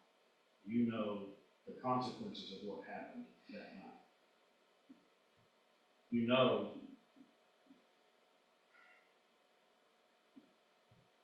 what accountability is. And after you come back with a verdict, then and only then will Mr. Westbrook's know what accountability is. But you're telling me that, and there's reasons for punishment. Why do we do this? One is general deterrence. Knowing that there is a punishment up to the rest of your life could be spent in prison for committing crimes will keep a lot of people from committing that kind of crime. Some people, that doesn't seem to affect at all. So you have specific deterrence. Well, it may not keep other people from doing it, but it's certainly going to keep you from doing it. It's going to keep our community safe from you.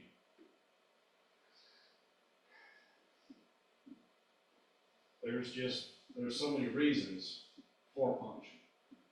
And what you're doing today will tell me what to do next time that gets on my desk.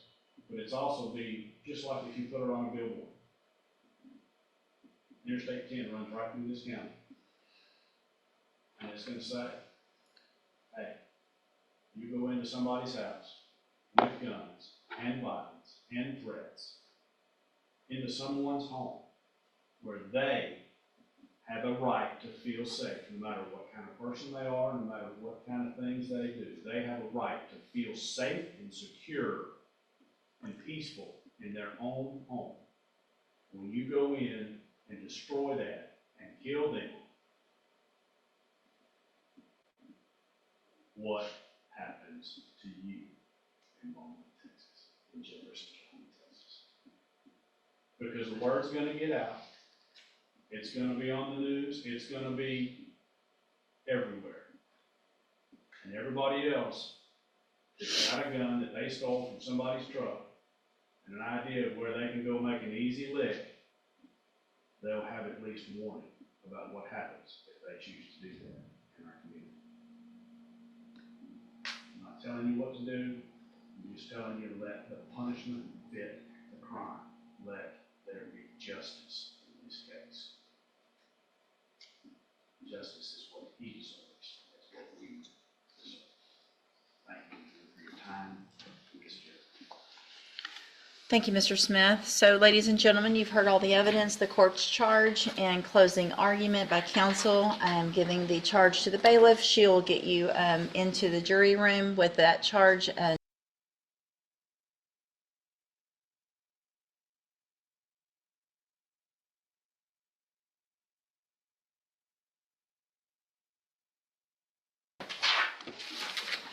All right, we're back on the record.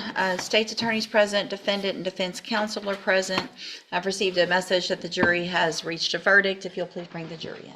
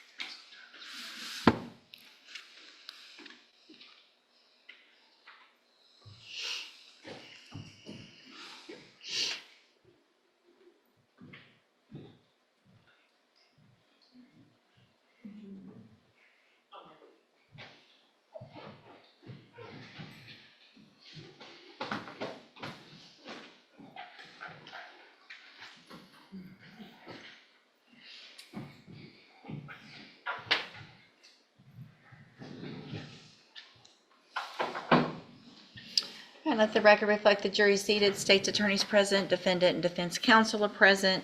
At this time, I would ask the foreperson, has the jury reached a verdict on punishment? We have, And is it the unanimous decision of all the members of the jury? it is. Thank you, sir. You can hand it to the bailiff.